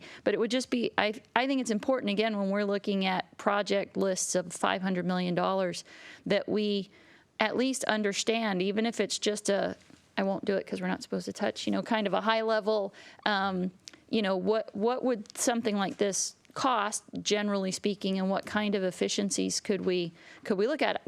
In part because I know that, like at the intersection at East Lake High School, I know that from a safety perspective, when someone's crossing the street, we turn all of those lights red. And I don't want to reduce our public safety, but at the same time, that's a busy intersection to have everybody waiting for people to cross the street. So what can we do to really make that more efficient? And what does that do to the overall traffic system, particularly during the morning school rush hour, which is during peak hour? So I think some of those things where we have to, I think, look a little bit outside the box and start to get an idea of what those things would look like. I know when we were talking about the Sahali corridor, we've discussed it a number of times, but it was never reviewed, which was, a slip lane past 37th, right, which again is a big bottleneck that tends to back up the flow and impact things. So I know we can't do a detailed analysis on everything, but I do feel like we need to have some level of analysis to know, as we are trying to pare this down to a reasonable dollar figure and a reasonable number of projects that we can get done in a specified period of time. I think some of these things we do need to think outside the box. And I don't want us to lose, I want to say it was the deputy mayor who wanted us to look at intra-city transit, right? And what would it look like if we had some sort of a circulator route? How can we improve the efficiencies of whether it's school children, our seniors, as well as getting people to transit, right? And I know that the community ride program is not the most efficient transit system from a dollar per ride kind of thing. But if we can look at the ridership there and start to be able to extrapolate, what does that look like, and what kinds of routes could we put in that might really help to benefit large portions of people through transit and getting cars off the road? I mean, getting cars off the road just has benefits in so many ways. So I'll stop beating that dead horse. But I think we need to know that. And I do think that transit, while all of transit is not within our control, it is certainly an option. We have options that are within our control when it comes to transit. Thank you. Just two quick things. Safety is definitely part of the TMP, and it is one of the goals that projects were scored on. So that is, it was one of the top goals that we wanted to make sure we evaluated our projects through. So that is included. You had mentioned demographics. So by way of Connect Sammamish and the statistically valid survey, we did collect demographic data. On Connect Sammamish, when somebody registers, they're not required, but they're asked to provide demographic information. Nothing too extensive, but enough to allow us to understand, okay, who are we reaching? In the in-person meetings, though, we did not. So that is much harder to do. It's something I've struggled with my whole career in terms of outreach. You really want to be able to understand who's coming out, but it's actually much harder in theory or in practice to do than in theory. So we did not. I can tell you anecdotally what I think the turnout was, but that's not going to be accurate. So, and then your transit comments are well taken. Thank you for those. Okay, next I have Deputy Mayor, followed by Councilmember Ross. So I do have a question on TR 28, which again is a project that's 50% in our jurisdiction, or maybe not quite 50%, and the rest of it being in the city of Issaquah, especially in consideration of changes that the city of Issaquah is doing along that corridor right now, and that's 228 from Issaquah Pine Lake Road down to 43rd Way roundabout. So in looking out at our projected 2035 numbers, and I'm going a little old school here using average weekly daily traffic, but we're barely, hitting that threshold that we had previously. And so I'm curious if we had numbers that supported, making changes to that project, that it showed up here, because again, a lot of it's not in our jurisdiction. But I'm just kind of curious as to what you anticipated as far as volumes there, because what I'm seeing is, 20,000 vehicles out in 2035. Yeah, so that one, that one actually ends at the city limit. So it is entirely within the city. Oh, it is. Okay. Yeah. Okay. When I saw 43rd Way, I thought you were going all the way down the hill. Holy cow! So that's a really robust project. Then, if we're entirely inside of our city limits at $41 million. Okay. And it would require a crossing. There's a creek crossing there just south of the middle school, and so that adds some constrained stormwater as well. Okay. All right. Well, there'll be improvements there, though, too. This assuming that that would take care of at least, hopefully, some of this for us, as the Issaquah School District would be building, and then they would have to do frontage improvements, including sidewalk, hopefully a turn lane in there. So they would be doing some of that for us. One side note that I'd like to add to that point is one of the added benefits of the TMP is, even though we were going to have a really tight prioritized project list, we were also going to include the universe of projects in the TMP, so that we can say to the hearing examiner and say, look, the city has actually talked about these projects. We want these projects, even though they're not quote unquote prioritized. They are still projects that the city is looking at, and it might not be in the 20 years, it might be 50 years down the road, but that allows us to, when we get development applications and our development review team goes through and they can say, look, the city wants you to build this, and it's on a plan, and it's been adopted by council. Yep. So it gives us some added leverage there. So got it. Thank you. Yep.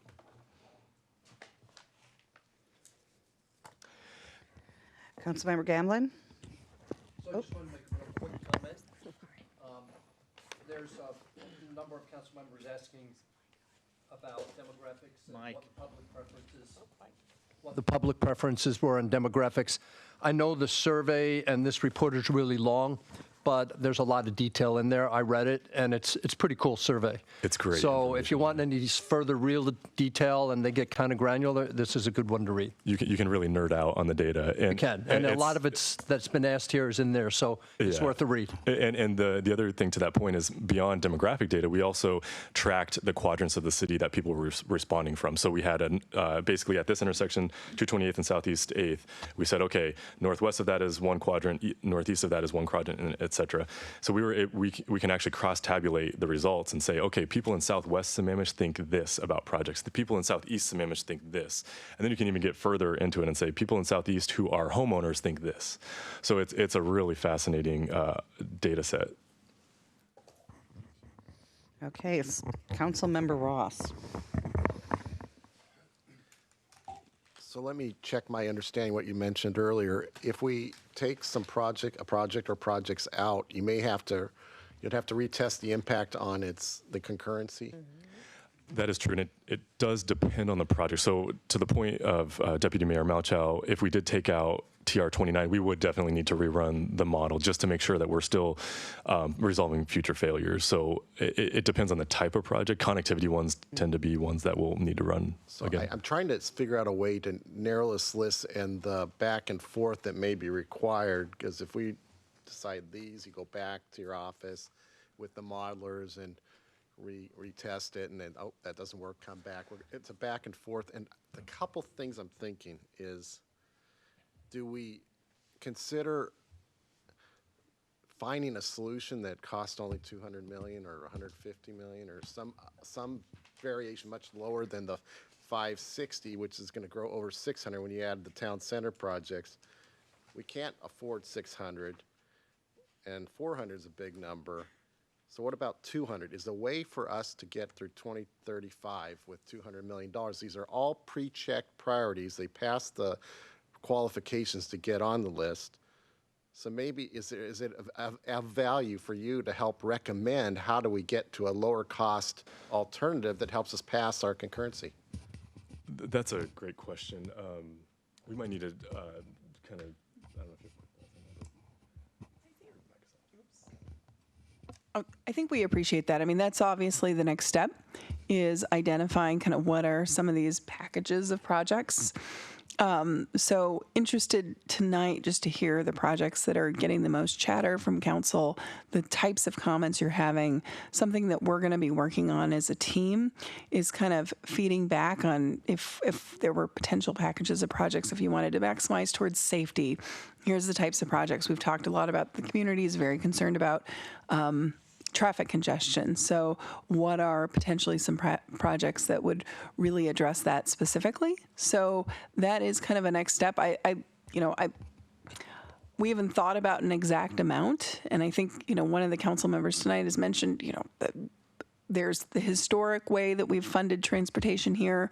There are other mechanisms that are available to council. I appreciate kind of this thought of a 200 million number, and that's something slightly above what you've historically funded, but not greatly over. So that might be a good parameter for us as we start crafting some of these package options. Okay.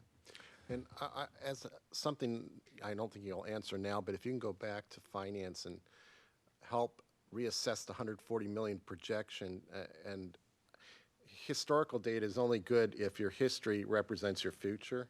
So I'm not sure if that was the basis of the 7 million estimate. But if in reality, going forward, there's a component over $1 million that was transferred from operating surpluses that help fund transportation projects. We no longer will have that as well. We may have different development units and impact mitigation fees as resulting in future growth. So future growth, how does that relate to historical growth? So reassessing both may come up with a different number. I don't know if it's the same, if it's greater or less, but it certainly doesn't get the windfall from the operations in the near term. Yeah, we can definitely look into that. I think the 140 million number was meant as a way to kind of put a stake in the ground, just, right. Generally, yeah. Yeah, so at some point we want to reassess that, because that's also an important funding source we have to keep in mind, and what's going to be made available to us in the future. What is the real number? Is it less than 100? Right. Thank you. I have a couple questions. One is, how did we come up with the numbers that we have for the projects? I mean, how was that calculated? The dollar figures. Yeah. Yeah. So David Evans and Associates is our consultant for that work on this project.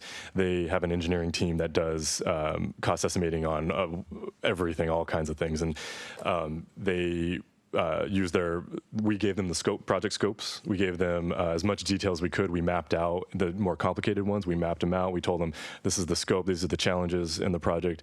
And then we said, okay, give us an estimate. And what they did, because these are planning level estimates, is they added a contingency figure of 40%. So that's why they're pretty high. But that is in recognition of the planning level scope. So we had the 40% contingency, and then we also, as I mentioned earlier, had the range of costs. So we did, this is WashDOT guidance, it's 10% less than the estimate, and then 20% greater than the estimate gives you a planning level range. So that's mostly how most of the detail on that. Okay, so did they do on some of the more complicated ones, were there any site visits or anything so they could see it was just, that's why they used the 40% or? Actually, the primary cost estimator is a resident of Sammamish, so he knows all the roads really well. Perfect. So, yeah, but I can't speak if there were exactly site visits on this. We did not go with them, but we did by way of mapping and providing them as much detail as we could. We tried to accomplish that way. Okay, then another question I had was when it came down to the cost in relationship to the TR-29 connection and seeing that it was going to cause you to have to go all the way around and do these connections, what if you did a left turn only? So we could look at that. I mentioned when I first introduced connectivity that they are probably the most politically hot button issues in the city. I've had a lot of conversations on this project with the community. One of those conversations was with the Beaver Lake Community Club HOA group. Some of their concerns are related to if you ever open that gate, what does that mean for Beaver Lake Drive? And that's a totally fair question. So I actually went to their annual meeting in January and talked to them, and they just had some really great questions. And really their concerns boil down to, look, we understand that the city might look at this, but we don't want the city to look at it in isolation or in a vacuum, right? We want to have some recognition that this is a challenging road, that people love walking that road. There's a really cool character to that road. I mean, you are in the city, but you don't feel like that at all, right?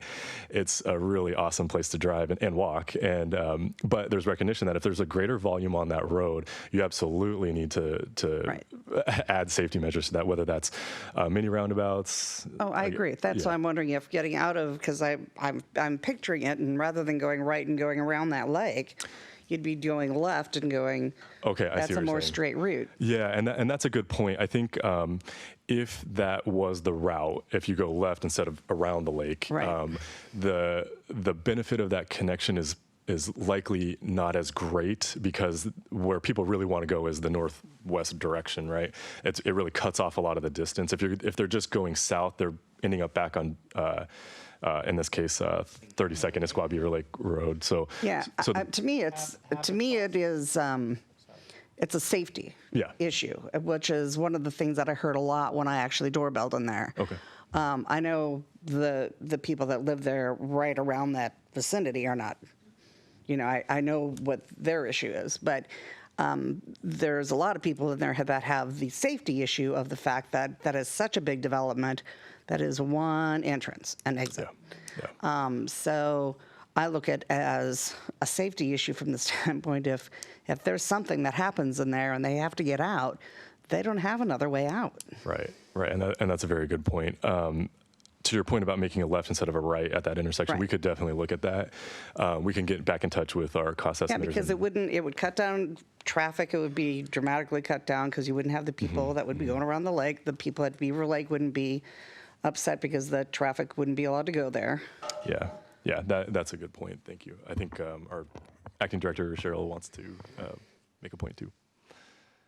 All right, just to add, Cheryl Paston, Public Works, that's a really creative idea.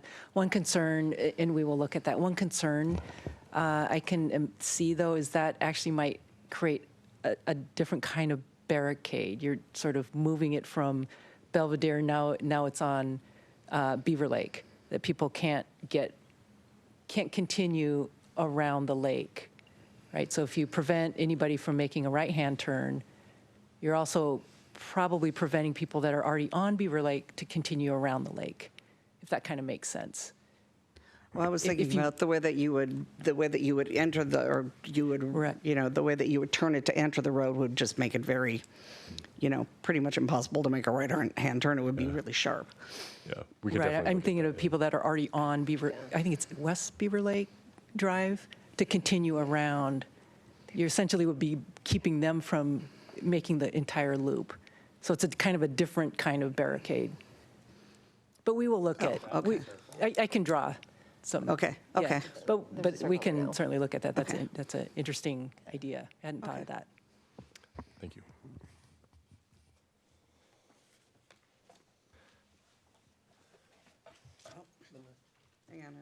Oh, we just touched the screen and it looks up, yeah. Next is Deputy Mayor. Oh, Deputy Mayor. Yeah, so I want to circle back a little bit to where Councilmember Ross was going, and that's the finance piece. And I think I touched on that a little bit. But for me, that is kind of a driving factor in how we land on whatever this list ultimately ends up looking like. How do we pay for this? I think it's a reality. I think there's one plan which is, well, these are all great projects, and we can all just put them in the TMP and say we're going to build them in 20 years. It's not going to happen, right? I am not under the impression that we're going to build all these projects. I think there's a recognition we have to whittle the project list down. But even then, the question will remain, how are you going to pay for it? And then if you get to the point where you can't pay for it and you're not building it, then we're right back to kind of where we were in this, cycle with the TIP, where you have projects that live on there forever. It says they're going to get built in 6 years, 13 years later, Issaquah Pine Lake Road's still on there. So I really want to have a reality of a TMP, not a pie in the sky TMP. And I think the finance piece has to be parked in front of this discussion. And for me, that looks like, here's what it's going to cost every person on an annual basis in order to realize this plan over 20 years, knowing that the project costs are pretty substantial. I mean, you start dividing up, the list, and I'm glad you make a comment about the 40% contingency, because my eyes kind of bugged out too when I looked at Issaquah Pine Lake Road and I tallied up the 3 segments, and suddenly we're at $79 million. And 3 years ago we were at 49, and I was like, whoa. Right? Yeah. So that at least helps make that pill a little easier to swallow. But I also know that we have a history of saying, well, projects cost this much, and then by the time we actually get to doing it, it's 2-3 times what we originally thought. So it might that 40% contingency might come to be a reality for us. So what I'd like to see is, here's what it's going to cost us to do these projects, and here's the mechanism you would use to pay for it. And I think for our residents, the real thing that they want to hear is, how much is it going to cost me? Right? And I did some quick math on here, pretty substantial. And I think our residents want to know that too, so that when we adopt a plan, it's a real plan, and not, again, some aspirational thing that'll be in a binder sitting on a shelf that won't be realized.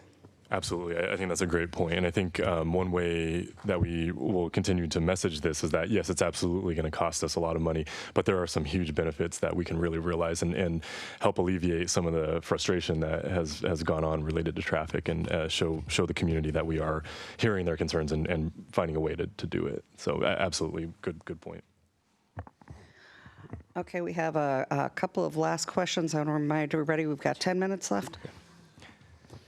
And then we need a health and safety break.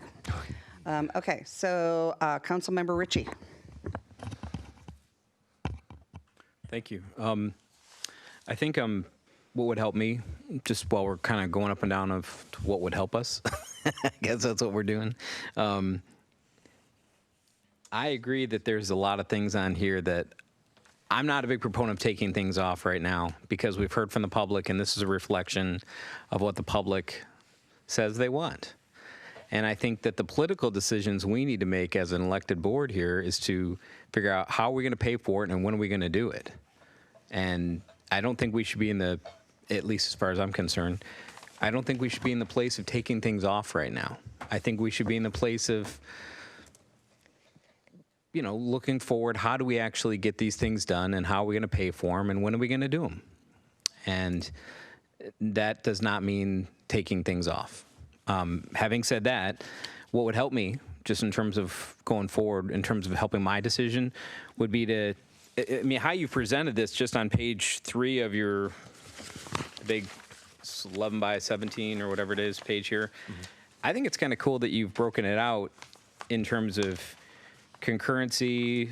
The town center you can kind of just take out, but the concurrency, complete streets, transit, new connections, and non-motorized. I look at that as how we should be building our TIP going forward, in my mind, right? So if we can come back to you, maybe our homework could be to say, we're going to pick X project or projects from each segment to be in the what are we, 2023, 22, 23 tip or whatever it's going to be? 2021, 2026. Whatever. Okay, thank you. I mean, so that we can actually I look at this and think we built a TMP not so that we can have a TMP again next year, right? This is what we should be utilizing going forward. And I think just in terms of how we view ourselves as a council, of whether or not we've been successful, have we done what our constituents have asked us to do as indicated through the TMP? And if we haven't, then we can, kind of look back and go, no, we didn't do what and we should be judged as such, right? I mean, that's kind of where we are. And in terms of how I look, I'm a constituent too, right? I want to make sure that based upon the information that's been gathered in the TMP, how are we going to reasonably implement this TMP in a tip over the next 15 to 20 years? I mean, obviously that's what we're trying to do. But what would help me just in terms of decision making would be to say, okay, TR5, we need to do TR5. It's a concurrency project. It's going to cost X. We need to do TR2 from Complete Streets. We need to do CR6, 06, and B19. And that's going to be in our tip going forward. And we can actually plan out the next X number of years in terms of road projects. And then that will then make us have to make some serious budget decisions going forward. Our citizens will know what's going to happen and when it's going to happen, and they will know how it's going to impact them financially in terms of whether or not we need to do a bond or a tax increase or some other project isn't going to get done. But I think that answers, just from what I've heard tonight from council members, and I agree with a lot of things I've heard. I mean, I've been listening. I think, yes, there's a concern in cost. Yes, there's a concern in actually, are we going to get these things done? What can we do working between staff and council to actually lay out a plan that is reasonable in terms of time, 15 to 20 years, is responsive to the TMP and to what the public has said to us in terms of your public outreach, and is fiscally accomplishable? What can we do? How much is it going to cost? And when are we going to get it done? To me, those are the most important questions that you could come back to us and say, and I know that's a big, I'm putting you in a tight spot here, so I want to apologize, but that's going to help me be able to say, you know what, let's move this piece to that piece. Let's move this one over here. I would rather not take things out. I'd rather move pieces on the chessboard rather than just flick them off because we say they don't matter or we say they're too expensive. If the public wants it, the public says they want it as part of the statistically valid, and you've done the research, you've done the surveys. So I respect that, and I want to be responsive to that. So again, I don't want to take things off. I want to move pieces around. I want to get these things done. I want to get all of them done. I want to pay for them in a accountable or a fiscally accountable way, a fiscally transparent way, a way that makes sense, and whether it's a combination of bonds or taxes or cutting other budgets or a combination of all three, whatever it is, we should be implementing these things, not taking them off. And more to your point, just when you sat down, is what should we take off? My opinion, none. Okay. So, but I appreciate you putting this together in a way that allows us to see it in a nice color-coded and cool way. But I mean, just going forward, that would help us to be able to say, let's include, an orange, a brown, or black, a red, and a blue, right? And then there's our tip for that, and have it all planned out. That's how we actually are going to get things done, is when we plan it all out. And if that takes more money, well, that we're doing what the citizens have asked us to do. So thank you for putting it together the way you have. Thank you. Okay, council, we are at 4 minutes, so everybody's spoken at least twice except for myself and Councilmember Trina, I believe. So we've got 2 lights on. Going to ask you both to make your comments snappy. Councilmember Gamlin, followed by Councilmember Ross. Okay, I'll be quick. Number one, if you ask everybody what they want on a house, they would all like to live in a 10,000 square foot house on Lake Washington, okay? Unfortunately, we have to inject reality of budget into there. So although I actually agree that with Councilmember Ritchie, it would be great to give everybody everything and keep everything on there, we can't afford to keep everything on there. So We have to include budget, and when they did this survey, they didn't ask people what it would cost. So we got to take that into account. Number two, the only thing I want to bring up is like an example, TRO5. We had an engineering firm in here, Petrit, what was her name last week? Petrit. Yeah, Petrit last week. So they were showing us the improvement in Sahale, and their improvement went all the way down to 202, okay? And they kind of looked at me like I was a little crazy to say, I want to see this thing ending at the city limits in case we can't build it. So, and they give us the price on that. And they made it sound like, well, if you're going to do that improvement, you want to bring it down to 202, because why would you want to stop it and turn it from a 3-lane to a 5-lane to a 2-lane? And here on this project, our TRO5, it ends at the city limit. And so this is a kind of disconnect that I have a problem with, where we're, and not with you guys, so I'm not getting on your case, I'm just saying, these are the different messaging I hear, is these disconnects. When I see one week a plan flowing down to 202 that says, unless you have it all the way down there, maybe it doesn't make sense. And then now I see something a little bit different. Yeah. Okay, is there a second part to it? Yeah, apologies for that. We had to break it out because we wanted to really emphasize. Okay. Yeah, sorry. It was by way of having multiple maps broken out. Councilmember Mouch, was more informed than I am, so thank you. That's okay, no problem. But Okay. we do there's the 3 segments of it. There's the TR05, which is the city portion. Okay. There's the TR 48, which is the county portion, and then there's TR19, which You is the got state. it. Well, that may be the price discrepancy that I saw also. Yes, exactly. Appreciate it, thank you. Yeah, thank you. Sorry. Okay, and then our final light is Councilmember Ross. Yeah, Councilmember Gamlin raised part of my point is that dollars weren't introduced in the discussion, and those prioritizing would make different decisions based on that. We're not the federal government. By state law, we're required to balance our budget, and therefore, we have approximately over $400 million debt capacity right now at last check. So if you take that, take potential revenue, it's maybe $500 million we have available. That's short of $600 million and growing. So we simply cannot afford this list as is, nor do we want to extend that much debt on ourselves. It's not good practice for business, government, or personal to maximize your debt capacity. It's not good, and it's not healthy, and it's not sustainable.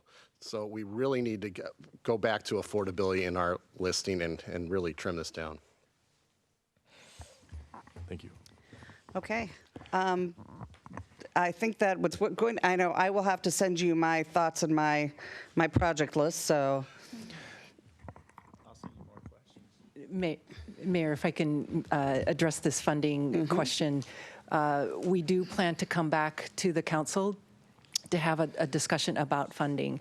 Doug kind of mentioned this chicken and the egg. I believe that the capital project requests for the other funds, IT, parks, and storm, am I missing one? Oh, facilities, still has to come to you as well. So that is definitely part of the conversation. So I think once those other capital lists are presented to the council, then you have a more complete picture of what are the asks for all of those areas, and then, okay, now really what can be afforded and how will you spread out those costs? So that's definitely going to be part of the conversation moving forward. A couple of things I also wanted to help answer, in addition to what Doug mentioned. One of the council members, I think maybe you, Councilmember Stewart, asked why the 2035 horizon year. We were mapping it with the comprehensive plan. One of the options you certainly have is, like several of you have said, is we just extend the list of the projects. So maybe we don't necessarily pare the list down, we just extend the end date to 2050 or something like that. There are some projects, the concurrency, 2035 failing concurrency projects, those do need to be done by 2035. There are a lot of projects there, though, that we can, like Councilmember Ritchie suggests, take a couple from each category, and we take till 2050, for example. But we did pick the 2035 horizon year just to be consistent with our comprehensive plan and the policies in that plan. Beaver Lake Drive, I did want to mention that one. That one is a special road, I think, in the city. Even if Belvedere is not opened up, that road is in really bad shape. We have Band-Aided that road. The sub-base is in very poor condition. Every time we have a hard winter, it just trashes that road. So we are going to have to invest in that one, I'm guessing within the next 10 years, I think. I mean, we can continue to Band-Aid, but at some point, you just can't Band-Aid it anymore. The cost estimate, the basis for the cost estimates, I think, Mayor, you had that question. Just to add to what Doug said, DEA used some of their recent project capital costs, and then we gave them our current costs, like Issaquah Falls City, Southeast 4th. We gave them those costs to make it as accurate as possible. So, and I believe that was all the additional information I wanted to add. So thank you. Yeah, so I think based on what I've heard, and especially Doug, something you said, which is, yes, we have to be realistic about what we can do physically and fiscally, and I think we all agree with that. But something you said, and kind of what you said there is, we kind of want the comprehensive planning, even if it might be 50 years out, in that if something comes along, a school is going to come along and be built, we want to have on there we have a plan, and if you're going to have to make improvements, this is what you need to do, so that we don't get shortchanged, if you will, on what that's going to be. So I don't know, my question is, is that something we can kind of segment up? And then I guess that leads into how do we want to wrap this up? Are we going to all email in the sort of our prioritized list for you, or do we need to complete that discussion here on the dais? Like, how do we want to do that? But I do think it's important not to take anything off completely, because I worry that like the development that went up on Issaquah Pine Lake Road, had we had a TMP with here's what we think Issaquah Pine Lake Road should be in the long term, when that development went in, we may have been able to get the developer to do more improvements. And I don't want to lose those types of opportunities that may come up, especially around the fringes of our city, where we may not want to do those projects right away, but that if something comes along, that's what we want to demand. Could you help by marking all the projects that are not sensitive to concurrency? That'd be helpful and for all of us. Okay. At least me. One couple final points I'd like to make. When we talk about removing a project, I should have clarified this in the beginning. We meant taking it from away from the prioritized project list and moving it to the unprioritized list. So it would still remain in the TMP.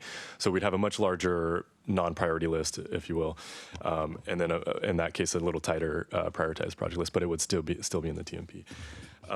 We had some great feedback tonight, so thank you for all of that. With regard to specific input on projects that we had on these maps, it would be great to continue to hear feedback on, hey, I have specific concerns about this. I think we need to look further at this. That would help us get prepared for the April 21st meeting, where we will continue to refine this list. We really do need to refine it by the May 19th meeting so that we can move forward with the draft TMP. So we will try to push it a little bit in the next meeting, but I will really appreciate your feedback. And let me know if you want a one-off meeting with me and Cheryl. That would be great too. I can definitely make that work. Yeah. Okay. Thank you all very much. Okay, I appreciate it. thank you. Yeah. Okay, and then how about if we take a Sammamish 5 for health and safety reasons? All right, continuing. All right, so now we are up to the highlight of the evening, which is our emergency management. And we've got our emergency manager. So you're supposed to be down in Issaquah, but I think you're still up here all the time, aren't you? Well, yeah, thank you, Mayor. I do have an office in Issaquah. It's actually a great office, but that one of the reasons why I think the contract specified having an office here in Sammamish as well as Issaquah is because during times like this, when we're activated, we're in an emergency zone, you have to interact a lot more with staff. So yes, a lot of the time I have been spending here in Sammamish lately, but I've been spending mornings down in Issaquah, going to the meetings as well. And then obviously as this event slows, we're not in full crisis mode at the moment, then yeah, I'll be down in Issaquah and coordinating with staff remotely. Okay, Well, we appreciate that you've done an outstanding job. Well, they've been very welcoming. Thank you, Mayor. All right, good evening, Mayor, council members. So this is a little bit of a twist on tonight's normal training. So what we wanted to talk about is something, we didn't get a chance to meet during the retreat. I wanted to provide you with an overall broad spectrum, obviously, of what emergency management is, what we're doing in the city, where we are as a city versus where we were 3 years ago. And also, and most definitely, because I know there's a lot of concerned public out there as well tonight, look at COVID-19, look at the novel coronavirus outbreak, and how some of these same discussions that we're going to have tonight fit into that context as well. So emergency management as a whole provides the framework for communities to prepare for, respond to, recover from, and mitigate against all disasters, or all hazards. When we say all hazards, it's because that context, we don't necessarily train for earthquake, for winter storm. We train at the functional components of what those responses may need. That could be alert and warning of populations, mass care, medical services, and so forth. Now let's go back in time about 4 years ago. The city had an assessment done by you guys were in discussion, or the former council members were in discussion on should you have an emergency management program. At the time, you didn't. So they hired an independent consultant to come in and basically do an audit of emergency management across the board, where you were. And, I can provide you with a copy of the audit, but it was done in July 18th of 2016. And it basically stated that across the board, Sammamish was not compliant with any state, federal, or even local guidance on emergency management, or even requirements. No plans, no comprehensive emergency plans, no hazard mitigation plans, things that were basically required or mandated by the federal government post 9/11, when emergency management really became a career path of its own standalone field of or discipline. I can happily say that within a short time, of my hire in April of 2017, we are now 100% in compliance of all state, federal, local laws. We're meeting or exceeding every single recommendation from that assessment, and we've basically become a best practice in the region as far as what we're doing as far as emergency management is concerned. I've actually gone out and helped several other jurisdictions in the past few years during their own incidences and helped them run their EOCs or coordinated relief efforts and so forth.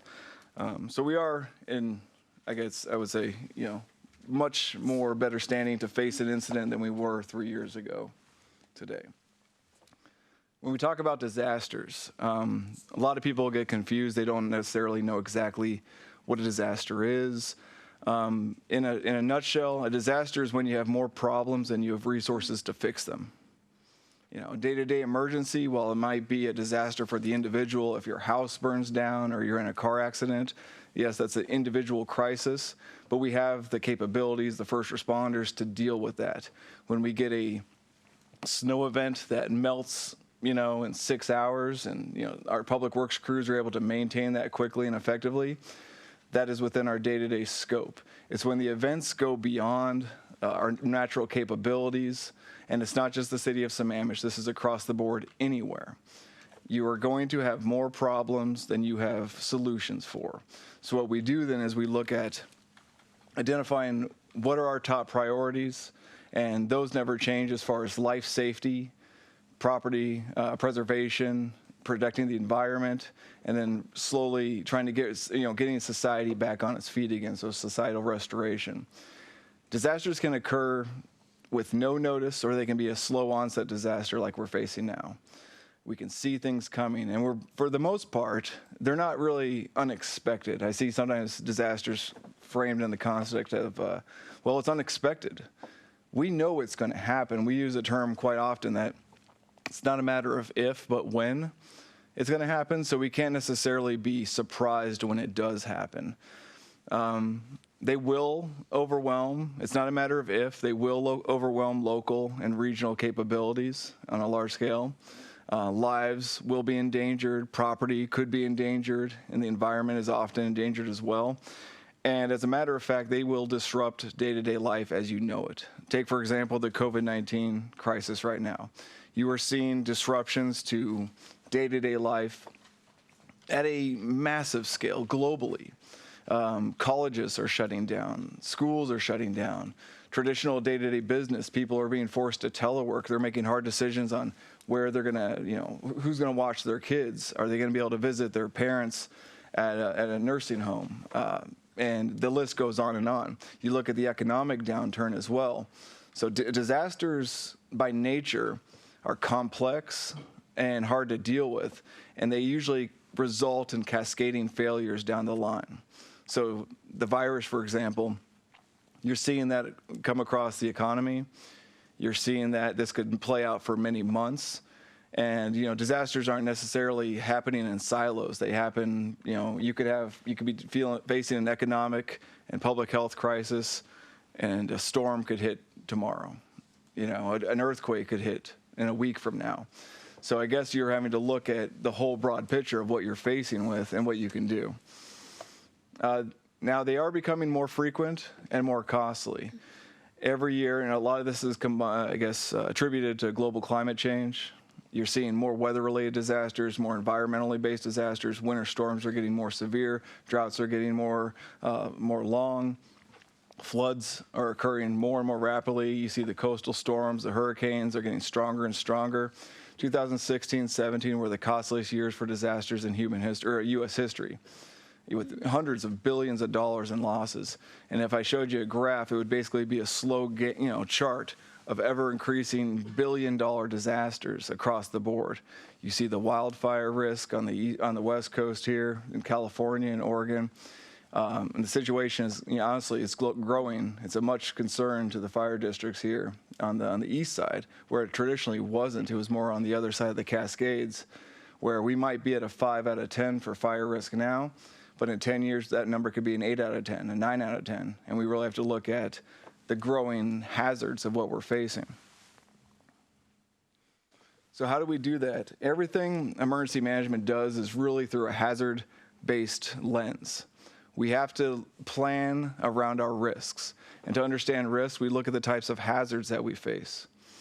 City of Sammamish is, threatened by numerous natural, man-made, and technological hazards. When I say natural, I'm talking winter storms, floods, earthquakes, even a pandemic like we're facing now. Those are naturally occurring events, wildfires, human-caused. Now, when we say human-caused, I'm most likely referring to adversarial human-caused threats, whether it's terrorism, active shooter, cyber attack. We've gone through one of those. That was a human-caused event. Technological is more, not necessarily human-caused technology like a cyber attack, but, failures. We have a pipeline that runs through the city, a high-pressure gas transmission line that could fail. You could see technology fail. You could see SCADA fail, not by, any sort of menacing act or, want, but it could just be an accident or failure of the technology that could result in, all sorts of interoperable sectors failing.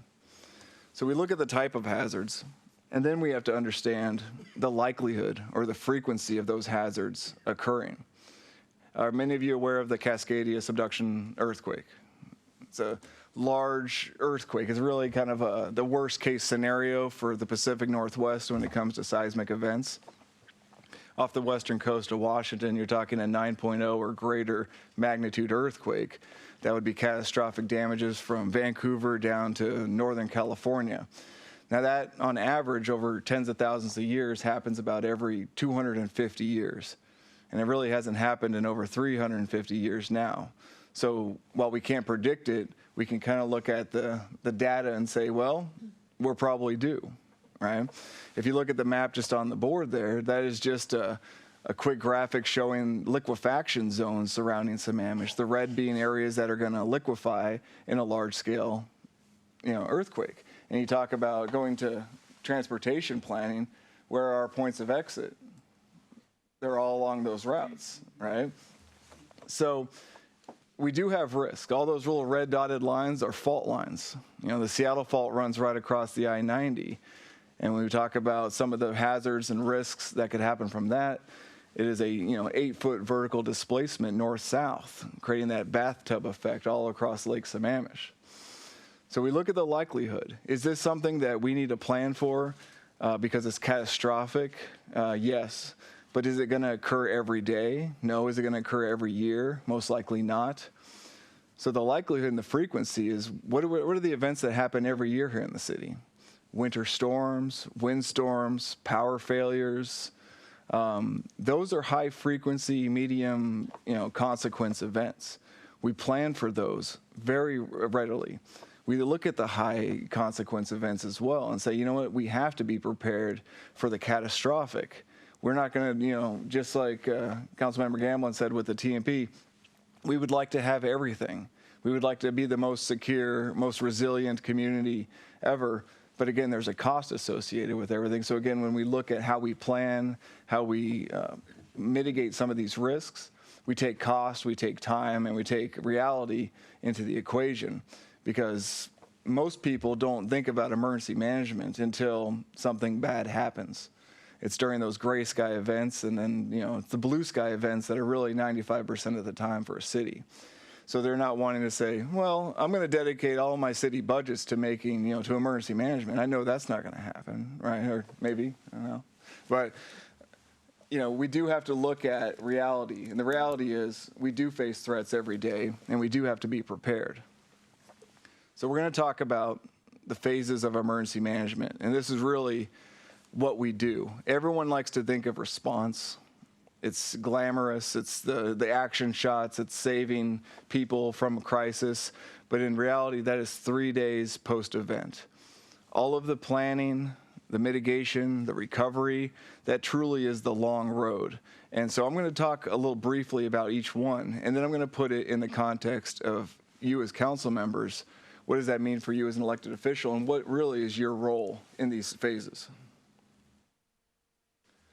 So preparedness is the bulk of emergency management work.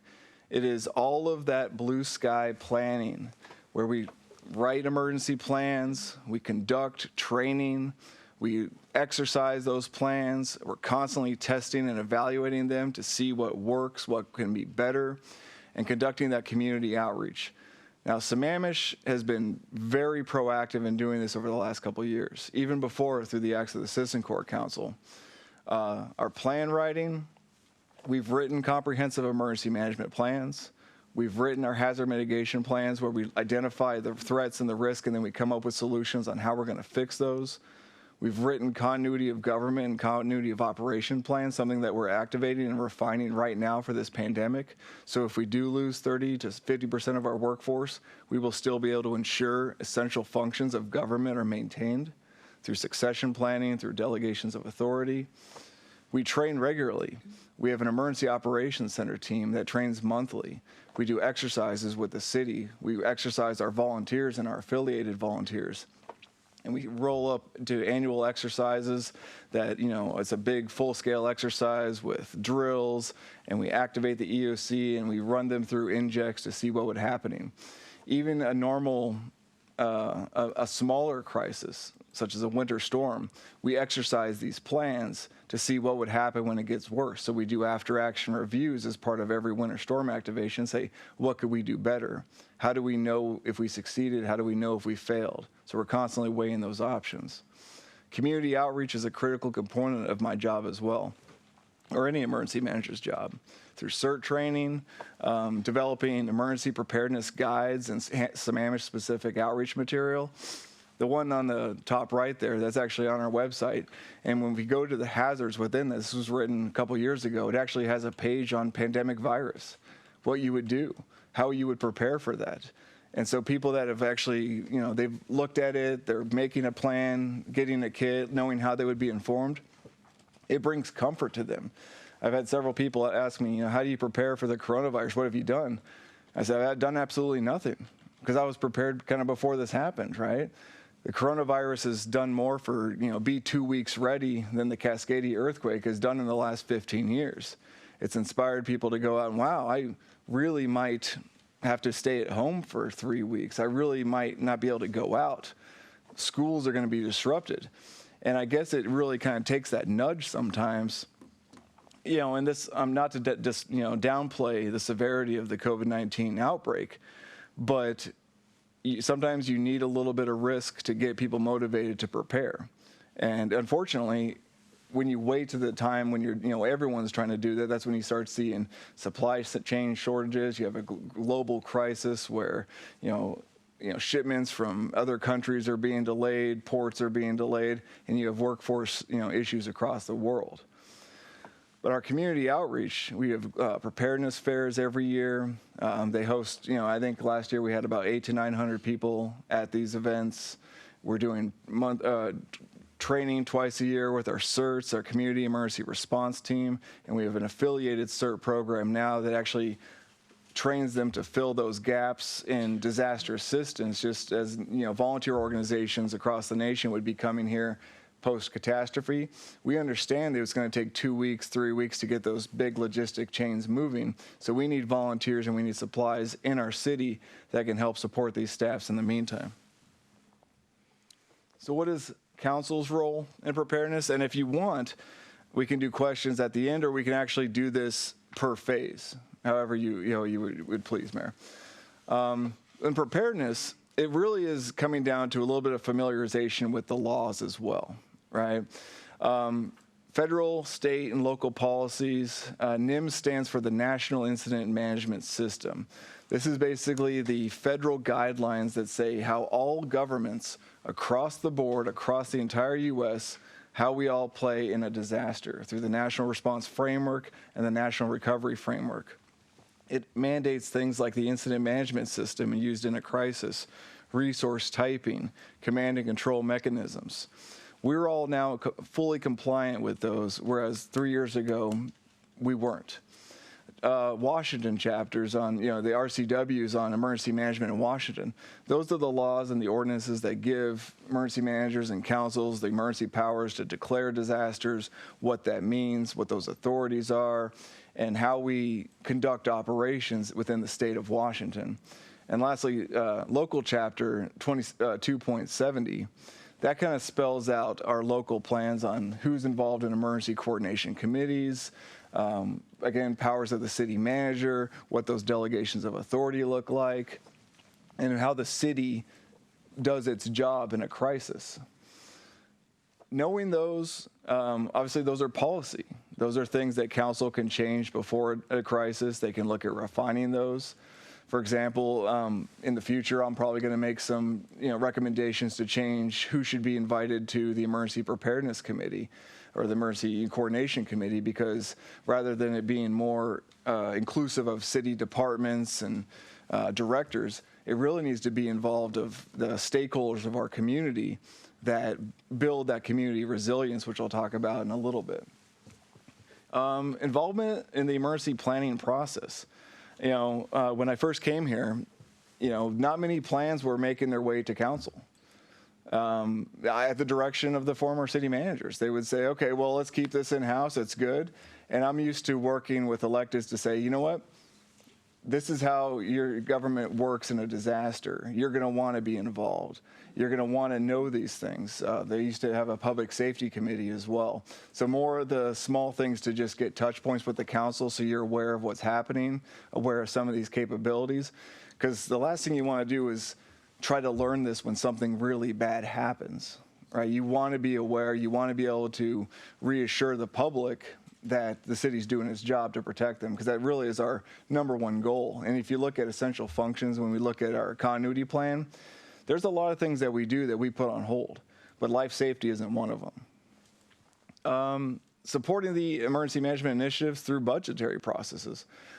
Council decides the budget, so if we come to you explaining, hey, why we need something, that is part of your job, right? And lastly, community outreach. Part of this is selling the same messaging. It's that one voice messaging that's so important in a crisis, but it's also so important before a crisis. If you're prepared, if you're telling people that they need to be 2 weeks prepared and they know why, you're at events, you could possibly be taking training, or I've seen several of you at the preparedness fairs. That sets a good example for our population, because it does take a village. And every disaster really starts at the individual. It's not a government's going to come and save me scenario. We know we don't have the resources. We need people to be prepared individually. Do we have any questions on that? Perfect. So mitigation is another phase of disaster. It really is just the steps we can do that we know we have hazards, we know they're going to come. How can we reduce the impact of those hazards on our populations? Similar to how we're seeing with COVID-19, we know that there's widespread community transmission at this point. What are we doing to reduce the consequences of that? We're teleworking, we're doing social distancing, we're spreading out that impact on the healthcare system, because if we didn't do these steps, and if we didn't see the governor and the county commissioners taking steps and the city managers and you all taking steps to reduce that impact, you would see that sharp spike in issues completely overwhelming the medical field. Whereas now we're trying to flatten that curve out a little bit to spread it out. We know the same amount of people might be infected, but rather it all happen in 1 month, it might happen in 6 months, which is going to definitely play a factor in how quickly we recover and the resources available to assist those people that do. So mitigation is important. And I think as an elected officials, it's one of the most important things, because across the board, and there's a little breakdown there, but on average, every dollar spent in hazard mitigation saves $6 in recovery in response. We know we have hazards, excuse me. We know we have ways to solve them, or at least to reduce the impact. So what are we going to do about it? Now, the city has never written a hazard mitigation plan until last year. In 2014, the federal government said every political jurisdiction should have one. It affects how we get money. It affects how we get disaster assistance. They say, why would we give you recovery funds if you're not even planning for how you're going to reduce your own threats? So we have that plan. It's we joined the King County Regional Planning Team. We've submitted our annex in, and that's going to go in front of council here in the next few months when it comes back from FEMA approved. So council's role in mitigation is adopting those codes and policies that strengthen community resiliency. That's some of the strongest things you see when mitigation is building codes, land use planning, going back to the conversation of the TMP, right? That is in our mitigation plan, is to look at some of these additional plans through a hazard lens. It's not always about the speed of which we get off the plateau. It's about what are the routes available in a crisis to get off the plateau, right? We look at urban forest management. We say, wow, the trees are beautiful. They're great. We have zero buffer zone protection when it comes to houses and wildfire risk. What does that look like, and take the hazards into effect?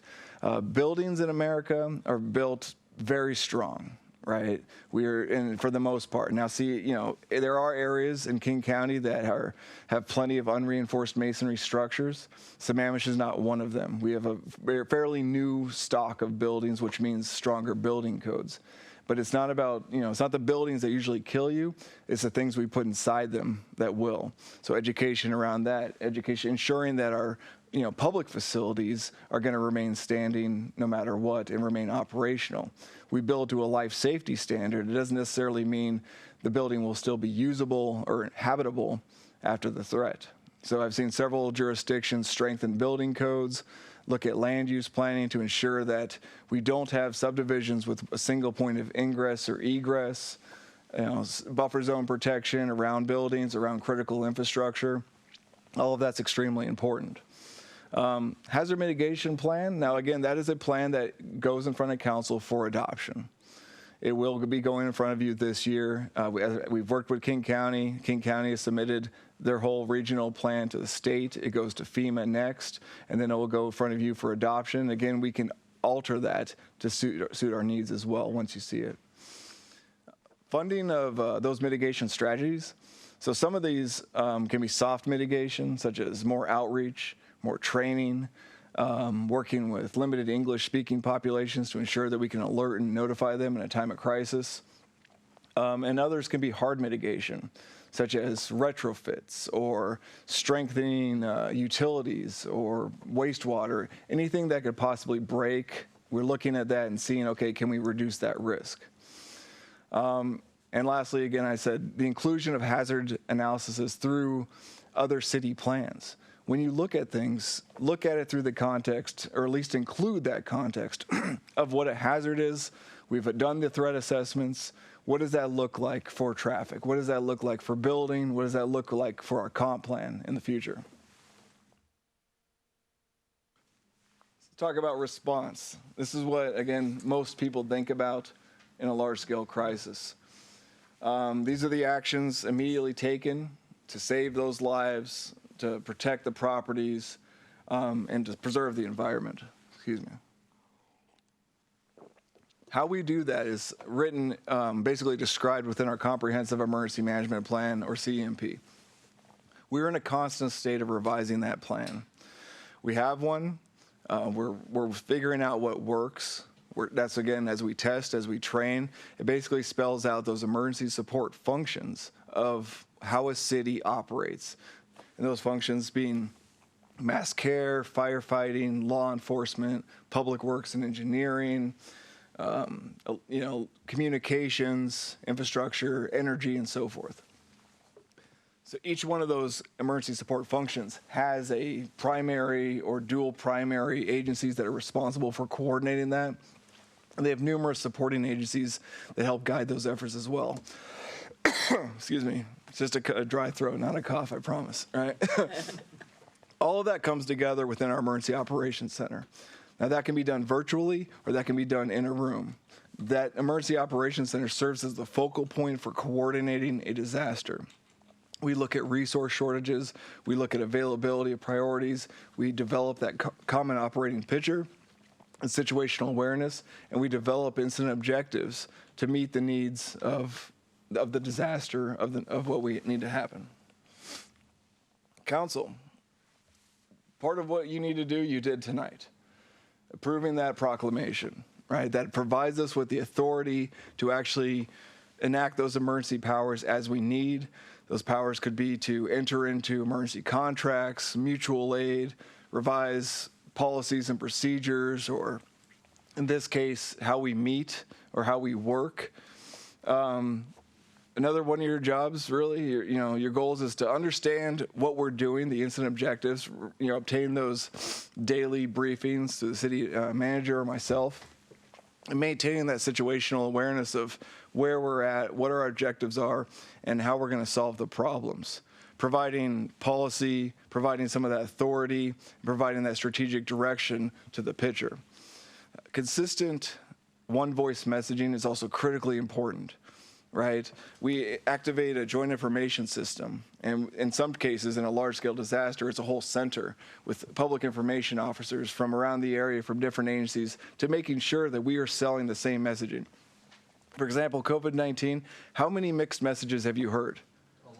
A lot, absolutely. And we are saying that we are going to consistently push out only messaging from public health officials from the King County and Washington State. Not from, random science journals or news. We don't care if it's accurate. It might very well be. But the, King County Public Health right now and State Public Health have an entire Joint Information Center stood up. They're consolidating all that information and they're giving us the points that we need. We don't need to be mixing messages. So in a crisis, that's just as important. You're going to have a lot of misconceptions. You're going to have a lot of mistruths.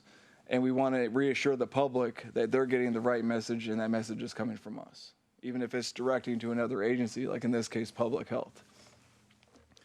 Liaisons, you're going to be serving as liaisons to external agencies or governments. Many of you stand on boards or serve on boards, SCA or Sound Cities or the Eastside Fire Board or any of the other committees that you serve on. Those are all ways in a crisis to pool resources, to work together, because again, a lot of the problems we face here in Sammamish are regional problems. When we're hurting, Redmond's hurting, Issaquah's hurting, Kirkland's hurting. So we have to come together to figure out, okay, how do we best support each other? And your networks bring a lot to the table. Lastly, again, that policy direction and authority provided down to the city manager, giving that leader's intent. Where do we want to be? Let's take a snowstorm, for example, right? Where, do we want to have primary roads cleared within 24 hours of a big snow event? That's a policy, it's a goal, it's an objective. It allows us to measure our resources against the reality of the situation. Okay, well, we can get there, or we can get halfway there. Now we need to ask for help. We need to ask for mutual aid, or we need to contract in additional resources to meet that strategic objective. Providing that overall intention of guidance of where you would like to see the city in a response allows us to then identify those incident objectives and create them. Now, recovery is one of the hardest, and it's, again, one of the very longest phases of a big crisis. And when you look at just a pandemic, for example, like what we're facing now, the recovery and the ramifications of this event beyond the public health threat are going to last for years. It could be economic. It could be loss of wages. You see most small businesses that close their doors for more than 5 days, 40 to 60% of them never reopen them. And another 20% of them fail after the first year. Understanding the loss of any disaster and what it takes on a society, as recovery is it's a challenge. It's most things, so that's why we do recovery planning. We look at the short term, we look at the intermediate, and that long term, which could take months or years. One of the things I focus on greatly is community resilience. It's about strengthening those partnerships to kind of shorten that time frame to how do we get back to a sense of normalcy faster. And you do that not through entirely government-led initiatives, but you do that through strengthening the networks and the external stakeholders, the faith-based organizations, the community-led organizations, and training the individuals to go help out their neighbors, help out themselves, so they can get back on their feet quicker. It has to be done in an equitable way. Disasters affect the poor, they affect the vulnerable far more than they affect anyone else. It's just a matter of fact, a matter of statistics. Even with, you're looking at COVID-19, it's the vulnerable populations that are taking the brunt of this. Whether it's the vulnerable, medically vulnerable, that are actually seeing far more serious health risks, the socioeconomic vulnerable who can't afford to take time off work or can't afford daycare, or homeless populations who don't have possibly access to hygiene to even prevent the disease. We have to include that within our recovery. We need to focus on those populations in our planning, but really figure this out in a way that is fair and equitable across the board. And when we do recover, we need to do so in a way that we hopefully reduce the risk to something that's less than what it was before.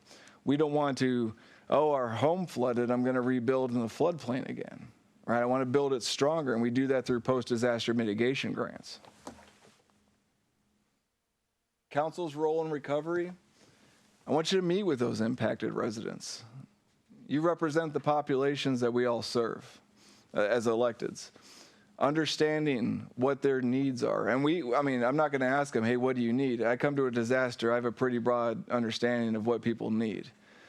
But specifically, being heard, felt like they're being understood as well is vitally important.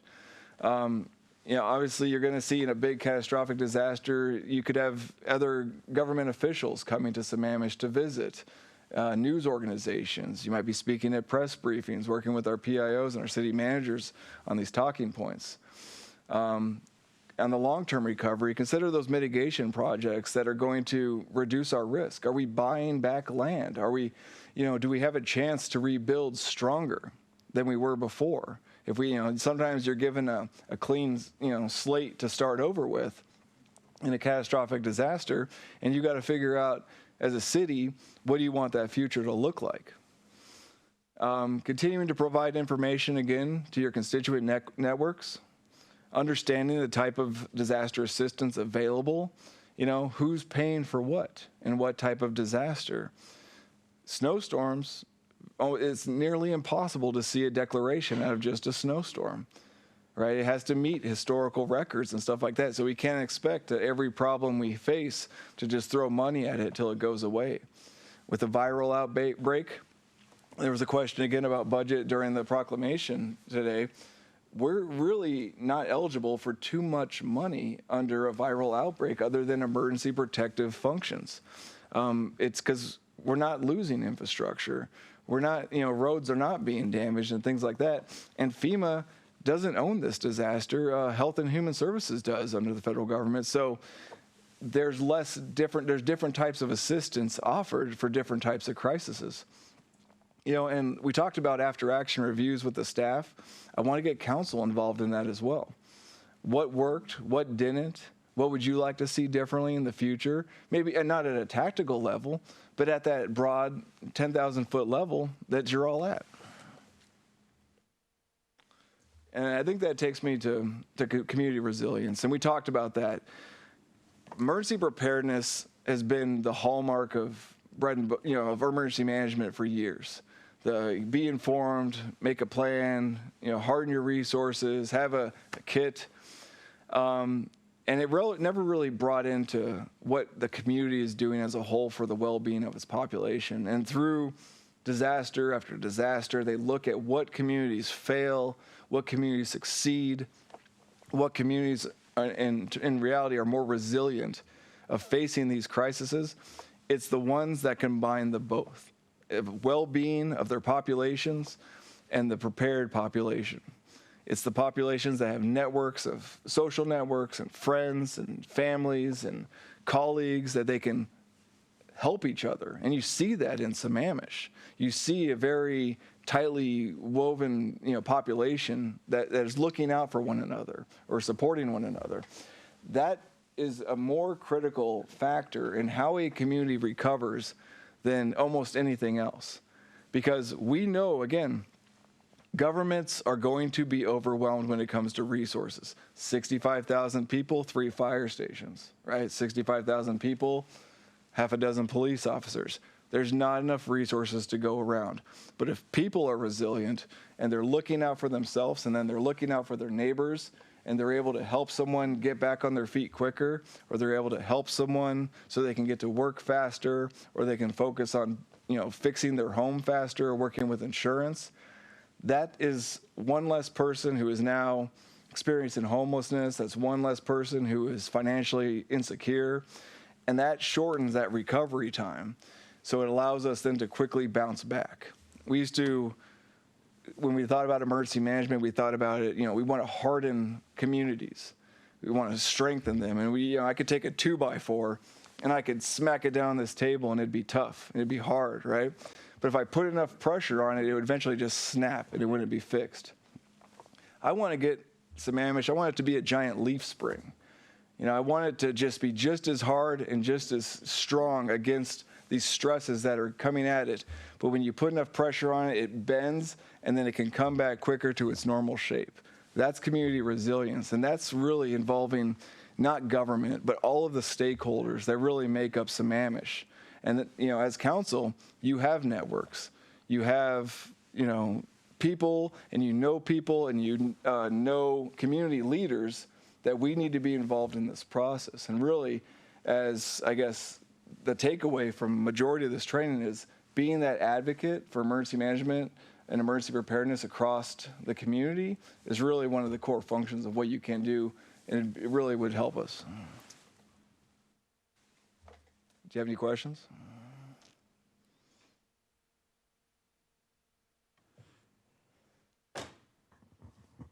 First, I've got Deputy Mayor, followed by Councilmember Ross.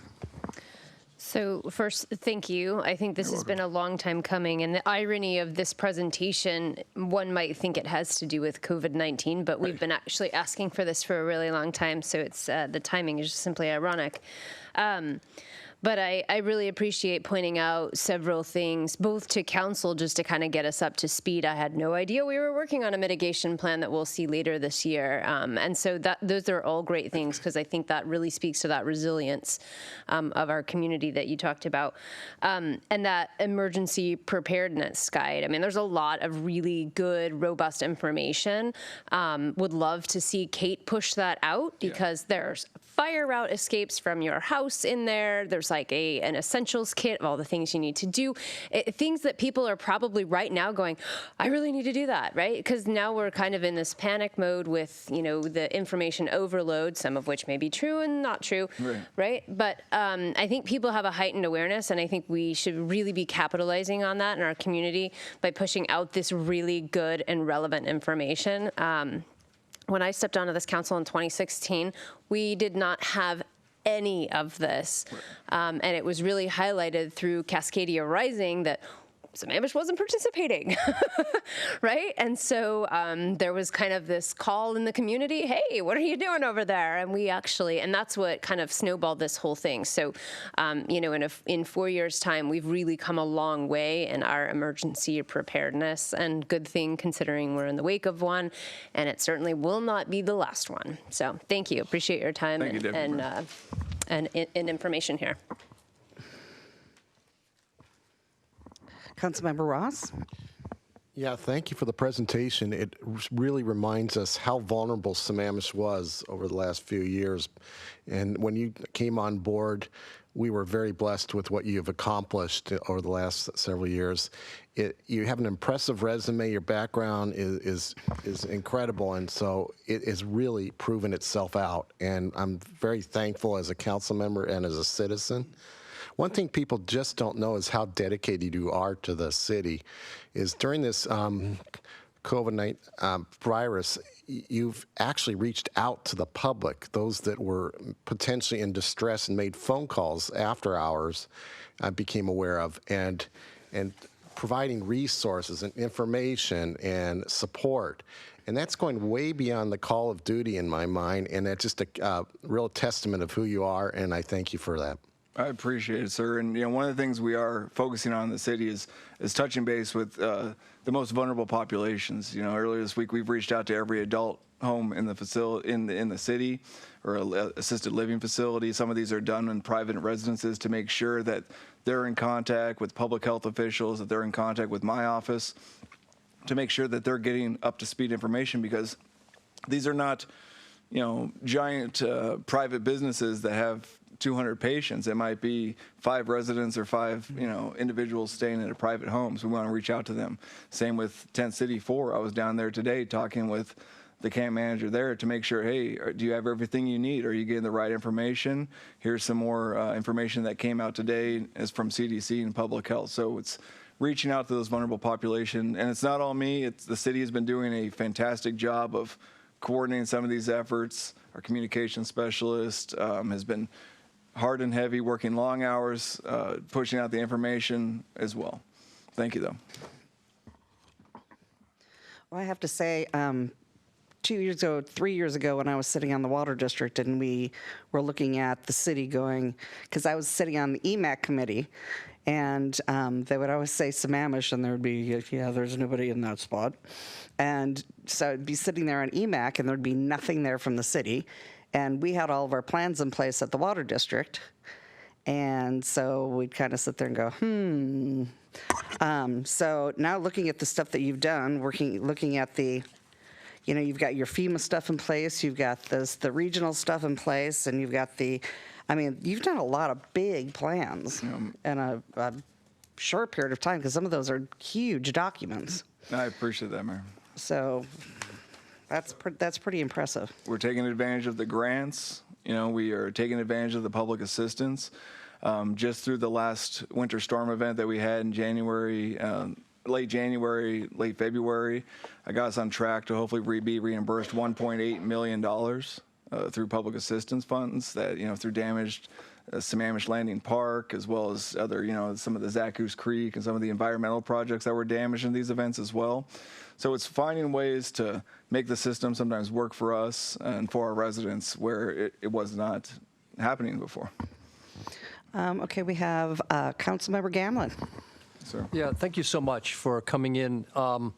Having taken a CERT class last year, I did an audit of my block where there's about 20-something houses, and I was just aghast. There was myself and one other house that were even close to being prepared for any kind of emergency. So, and by the way, I enjoyed your teaching of that class.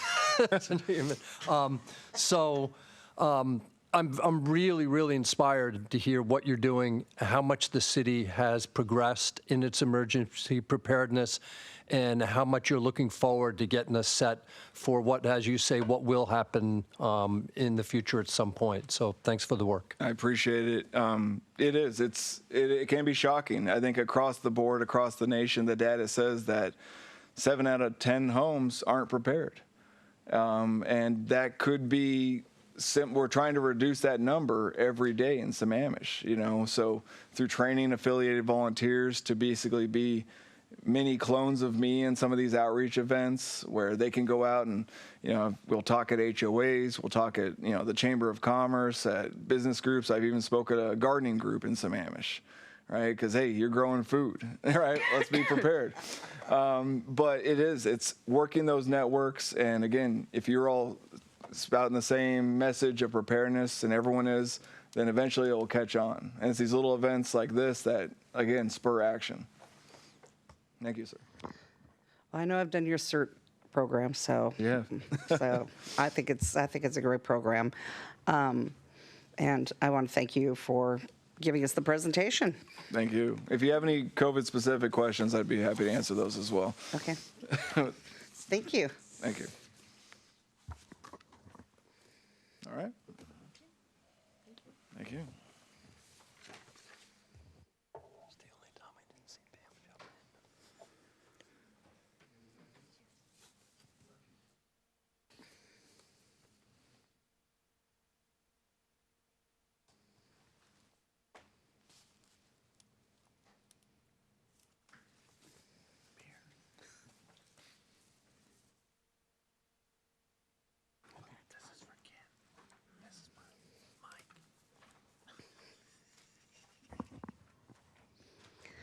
Okay, next up is our Metro Proposed Regional Transit Funding Levy. Good evening, Madam Mayor, Mr. Interim City Manager, and the rest of the council and the virtual public. Cheryl Paston, Public Works. To my left is, again, Doug McIntyre, Transportation Planner.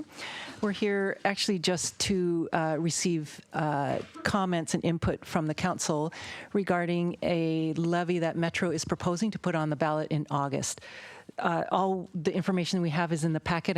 I believe the Deputy Mayor sent a link to a presentation that was made at PIC, and I believe I also sent a link to a presentation that the Metro staff presented to the King County Transportation District. I don't recall it. I think it was a couple of weeks ago. Just briefly, they are proposing to impose a 0.2% tax that will raise about $160 million in its first year. Part of that money would go towards sustaining it was like how many? 450,000 or 350,000 service hours for the city of Seattle, and then a number of other benefits and service hours to the rest of King County. So what we are here to receive information is if the council is interested in supporting this levy, what would you like us to put in a letter, which we will then have on consent at next week's meeting for the mayor to sign. So with that, I will hand it back over to the mayor. Okay, so I'm gonna turn this over to Deputy Mayor and Councilmember Stewart, because you guys were in on the meeting with Metro folks. Yeah, so my council report largely kind of captured some of the high-level information from that meeting, but as Cheryl just said, some past history, and again, this is in my council report, so I'm repeating myself a little bit here. In 2014, we lost our express bus service with a failed levy that was a regional levy. And so Seattle went out for its own transportation benefit district, which basically deregionalized the regional transit system. They purchased 350,000 hours of service off the top, and Seattle's levy, or their transportation benefit district levy, expires at the end of this year. So the question before the King County Council is whether or not Seattle will go out again for their own transportation benefit district, or whether or not we want to try to re-regionalize, if you will, our transit system by going out for a regional levy. So it's still, nothing is definitive yet about whether they will or will not go out for the levy. And then there's the question about what will be left over. So based on the presentation we got, they will make Seattle whole. So as Cheryl just said, that's 350,000 service hours, in addition to some other amenities, if you will, that Seattle gets. What's left is 450,000 hours for the balance of the region. And there is, last I heard, about $30 million in the, for the electrification of their fleet. So I think from our standpoint, and I had sent you what I had given to King County Metro in that meeting, which was just kind of the question, asking our residents, certainly not statistically valid, but just asking, what do you want? And I think by and large, a lot of people, they want to be able to get to Seattle or Bellevue more efficiently. Right now, somebody jumping on a bus in Sammamish ends up having to go to the Issaquah Highlands Park and Ride. They lose time.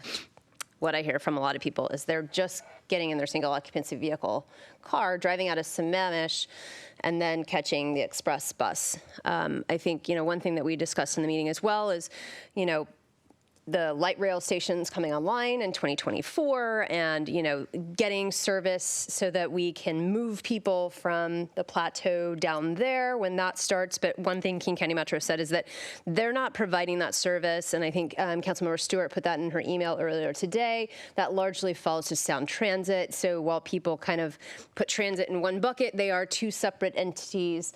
So this, if we ask for, shuttle service or some type of transit, I think our general ask should be for additional service, largely. That's my personal take. And what that looks like, I think we should be flexible on. It could certainly be express bus service. It could be something different, like some, shuttle service. But there's not really a purpose to the shuttle service, at least in the immediate term, just because the platform doesn't exist, and that won't come till 2024. So I think, additional service is largely what, our community is clamoring for, and that additional service would not be more frequent service like we have now. It would be express bus service so that they can get to Bellevue and Seattle without having to go through the Issaquah Highlands Park and Ride, and it is a more streamlined and faster service. I think the faster the service is, the more likely they are to take it. So anyway, what we had discussed in that meeting was kind of putting together a letter coming from Sammamish, going to the King County Council, essentially saying, hey, this is what our community would like. And I think the question is not whether or not we'd support the levy at this point, because the reality is we need to see what the levy is. They have no idea what it is right now, aside from keeping Seattle whole. So again, I think we're going to have to wait for them to, one, figure out whether or not they're going to have a levy, and two, then figure out what's in the levy. And then I think that would, potentially come back to council as to whether or not we would support it. But right now, what I think we're doing is trying to elevate our community's needs and desires as it surrounds transit. And I think Doug said it best earlier, if you're, not at the table, you're on the menu. And so we're trying to be at that table right now so that we can, again, hopefully get some additional service, if not in this upcoming levy, then maybe in a future one, which I think would be, 7 years? Is that what I recall No, this is hearing? a 10-year levy. So this is a 10-year levy, but if they don't run this levy, I think it would be, I can't remember what they said, because they would get through Seattle's levy first. And so that's, I think, the problem. So anyway, so that's my take as additional service. It's been repeated over and over and over again that is what our residents would like. Okay, Councilmember Stewart. Yeah, so thank you, Deputy Mayor. That was a good summary. A couple of things that I want to kind of add. I do think that while we may not come out and specifically say we would support the levy, I think we do need to write a letter to say whether or not we think King County should do a regional levy.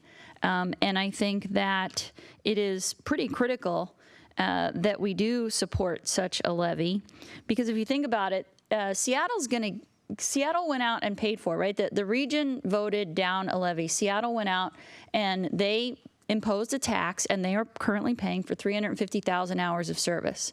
So if this levy passes, it would be for the same amount that they're currently taxing their residents. They're going to get that 350,000 hours of service. Obviously, King County has to offer that, because if they offer anything less, then Seattle is not going to vote for it, and it will fail. If we don't vote for a regional levy, that's 450,000 hours of service that all of the regions outside of Seattle won't get. And I think we need to stop and think about it for just a minute. If Redmond and Issaquah don't have the bus services they need, if King County cannot continue to increase, right? And I'm not saying we shouldn't be asking for specific things for Sammamish, just to be clear. We absolutely should. But even if you take Sammamish out of it, if Redmond and Issaquah don't get increased bus service over the next 10 years as their populations grow, our traffic is going to get infinitely worse, because we are going to have more jams as we try to get out of our city. So I think it's really important that regionally we get those 450,000 hours of service. I just can't imagine, as our region grows, if we don't have funding to grow the transit with it, how bad things will get. So I think that's something that we should be considering when we reach out, if we do decide to draft a letter to say we need this, we need more regional hours. I think it's also important to note that as of right now, the current servicing guidelines would call for us to get some increased funding for our 216 line. I also want to point out to folks that if you look at our ridership, the 216 has had significantly increased ridership from 2013 to 2015. And the 269 has actually been able to maintain some levels, even though I think it had some reductions in terms of the quality of service. And we have the new 219. So we do see increases in ridership in Sammamish, and I think if we can get even better service, we'll see those numbers go up even more. So my personal take would be that I think we do need to support a regional levy.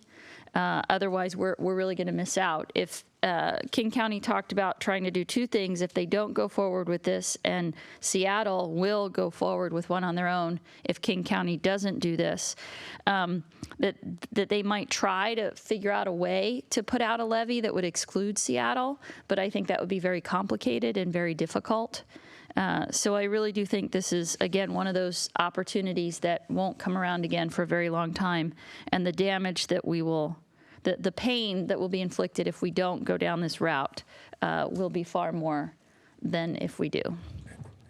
So with that, I don't know if people have questions or if we can just, actually, I guess I move to extend for 5 minutes. I'm going to give us just 5 minutes, right? Yeah. We can do that, right? Go 10. Go 15. 10. I'll go 10.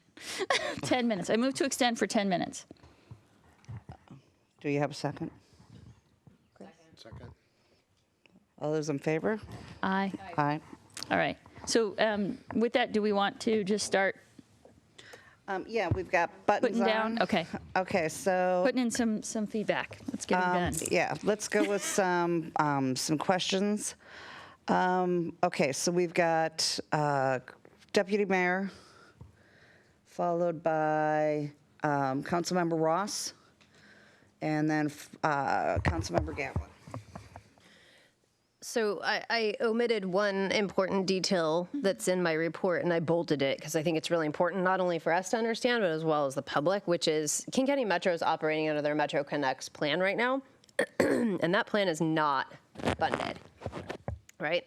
They would desire through their plan 1.4 million more service hours and $5 billion in capital, $5 billion by 2040 to realize that 1.4 million in hours, which equates to about $220 million per year in additional new revenue funding. So if the levy, they may not put it on, frankly. They may decide not to. But should they put it on, it would be supporting this King County Metros Connects, which is their long-range planning document that they're guided by. I would personally caution us by saying we're supporting a levy at this juncture, not knowing that there will be something in it for Sammamish. And I understand Councilmember Stewart's point about it being a regional thing, but we have been kind of left out in the cold here in Sammamish as far as transit goes, and it's really important. And I think our voters may have a very hard time supporting a levy if there isn't some benefit to Sammamish directly in it. I do understand the regional thought there, and I concur that not getting these additional service hours as planned in their Metro Connects plan will ultimately hurt the region. But it's a costly levy at $220 million a year. So I guess my caution is that, we want to say that we support it with the additional service in Sammamish, right? I mean, I think that's a first step because we want them to know that we really want stuff, and this is how you get our support.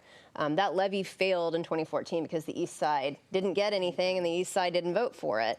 And so I think they recognize that need for the East Side, and hopefully, if we're over here waving our hands, right? And thank you to Doug and Cheryl for being able to coordinate that meeting that happened last week and getting them out here, because I think that is certainly an important step in being able to look them in the eye and say, hey, we're begging you, we need some more service here. And then this is another step that kind of elevates Sammamish in that question too. But that would be my take, is that we want to say that we'll support a levy and here's what we need. So that's just kind of my take. Okay, and then I'm going to comment we had a mayor's luncheon, I don't remember, last week, I guess. And County Council Member Dombowski was there. And he was asking about the Metro and was asking with the city's support and that sort of thing. And I told him that our council was going to be talking about it, but from the history of our city voting, if there wasn't something in it for them, that they were getting a little tired of being a cash cow. And so it would be better if there was something in it for them. And he understood that, but he also explained that there was a lot of places that were wanting extra hours, and the chances were probably not very high. But I think we need to ask for it. Okay, so we are, let's see. We've got Councilmember Ross, and then we have got Councilmember Stewart. Yeah, I would have some real pointed questions. We talk about 450K hours outside of Seattle, and is that additional to what existing hours we have? And if it isn't, Yes. it is additional. Yes. Additional. Yes. Okay, and I guess to quantify that, I'd also like to know how many hours do we currently get served? Because I'm concerned that this may largely subsidize fare boxes here in Sammamish rather than provide additional service. Fare box deficits, because we have low ridership in it for the most part. So I'm concerned about that, and so I really need help crunching the benefit and really tying the benefit, and not a promise, pinky promise, but a real promise. And anything short of a real promise of service is not going to influence me too much, because I'm tired of being the funding of the region when we get no service. And Councilmember Stewart. Sure. So to move us along, I think that for a letter that we would put to King County, I think what I'm hearing is we would support a levy if, and the if needs to include, obviously, that we don't see any reductions in service for sure, that we see increases to meet our needs, which may include express service to places like Bellevue and downtown. One thing I do want to clarify is that while they don't have service hours to reallocate with the light rail coming on, that is Sound Transit. In this 450,000 hours of additional service, some of that could be used to provide things like a shuttle from Sammamish to the light rail. That was a possibility. So I think that is something we should look to ask for. We also discussed, we have the community ride program, and we discussed either a potential of expanding that service so that it isn't limited. Right now, it does not serve the whole of Sammamish, or similar services, right? Now, once we have data now, because community ride is a somewhat expensive way to provide transportation services, but now that we've had some history and we know who's using it and how, could we get some intra-city service to help connect our residents to the things they need the most, whether that be other transit or amenities. And I think that one of the things we should highlight may be what some of our seniors need, right? When I look at transit, I think there are two primary populations that are served. One is our seniors, who may struggle with some mobility, and transit can offer a lot to them, and our teens, right? So when you look at our teens, they either don't drive yet or they don't have cars. And by providing transit services to our teens, particularly for after school, we not only offer them mobility that they wouldn't otherwise have, but we can actually significantly reduce some of our congestion points and some of the complaints and pain points that we hear from our residents around the schools. I know, and this is anecdotal, I know it's not statistically significant, but you know, when my high school student got his license, I bought him a car.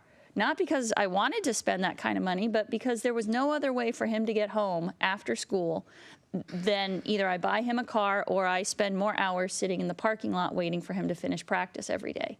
And so if we can provide those kinds of services and we can provide transit to our teens and our tweens, I think that those are some key constituents. And I think that if you look at the servicing guidelines, that those are areas where we could benefit based on those servicing guidelines, right? Because they do have some requirements to service some of these school population areas. So I would say we have the letter that says we will support it if we get additional service that could come in the form of, and we give them things that we're looking for. Express bus service, potentially increased frequency. I know, Deputy Mayor, you said that it wouldn't be that, but I think that that's a possibility. If we find that increasing frequency or hours of service for some of our existing lines would increase ridership, that could be helpful. And expanding the community ride or similar services. We need to Point of order, extend. yep. And I want everybody to think really hard about this. We need to extend. So Move to extend to 10:30. Doesn't mean we have to stay here till 10:30, but we don't have to keep interrupting the meeting. Second. all those in favor? Aye. Opposed? Nay. All right. 4-2, sorry. 3 to 2. 4 to 2. Call in the next person. Let's go. All right. All right, come on, guys, let's keep it going.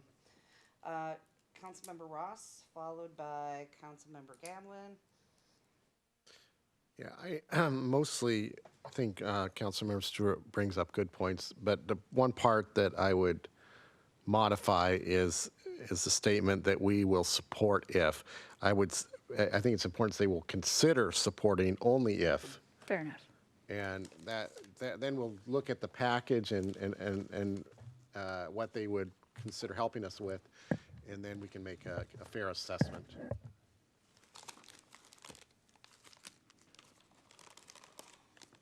Councilmember Gamlin? Yeah, exactly what Councilmember Ross said. I don't want to commit to say we will support it based on X, Y, or Z. We will consider supporting it if we at least get that. So, yeah. Deputy Mayor?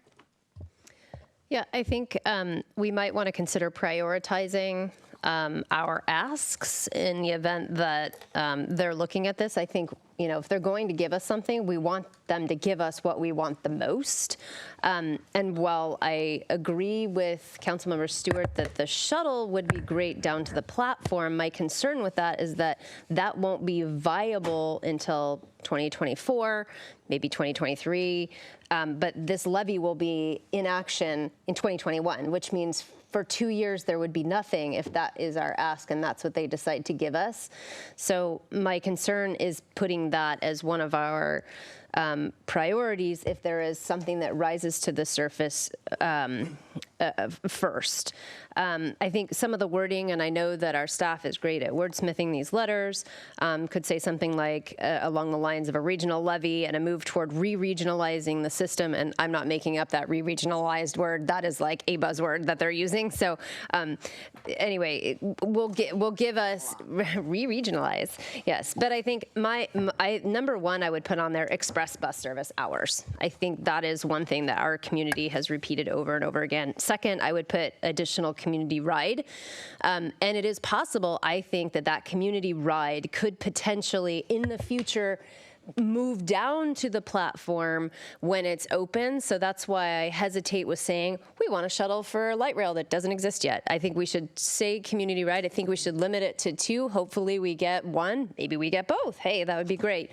But I think we need to be succinct in our ask for consideration, and that's my 2 cents. Okay, and Councilmember Treen. Yeah, I'd be cautionary. There's a lot of questions that are unanswered in this thing, so I would definitely be cautionary. We're definitely not, I don't think that we're sold on taxing. I'm not sold on taxing myself for nothing to receive 0 from this. So it's cautionary. And then if we're going to, hey, let's express bus service. And then maybe I figure I've got it written on my board there in the office, the 2024 transit plan for Sammamish is a loop around. And so on the north end to get us to the light rail.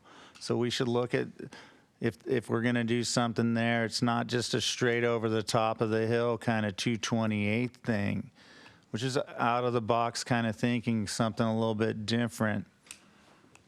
So down Englewood to East Lake Sammamish and bring it around the other way. We're going to talk about the transit or the TMP too, as far as like looking at some stuff that's outside the box. And I think these guys need to know that Sammamish, we're very unique in our topographical, our location.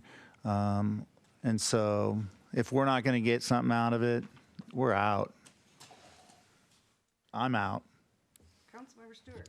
Yeah, I think I would support wording more along the lines of deputy mayors. Maybe we don't have to talk about whether or not we support anything.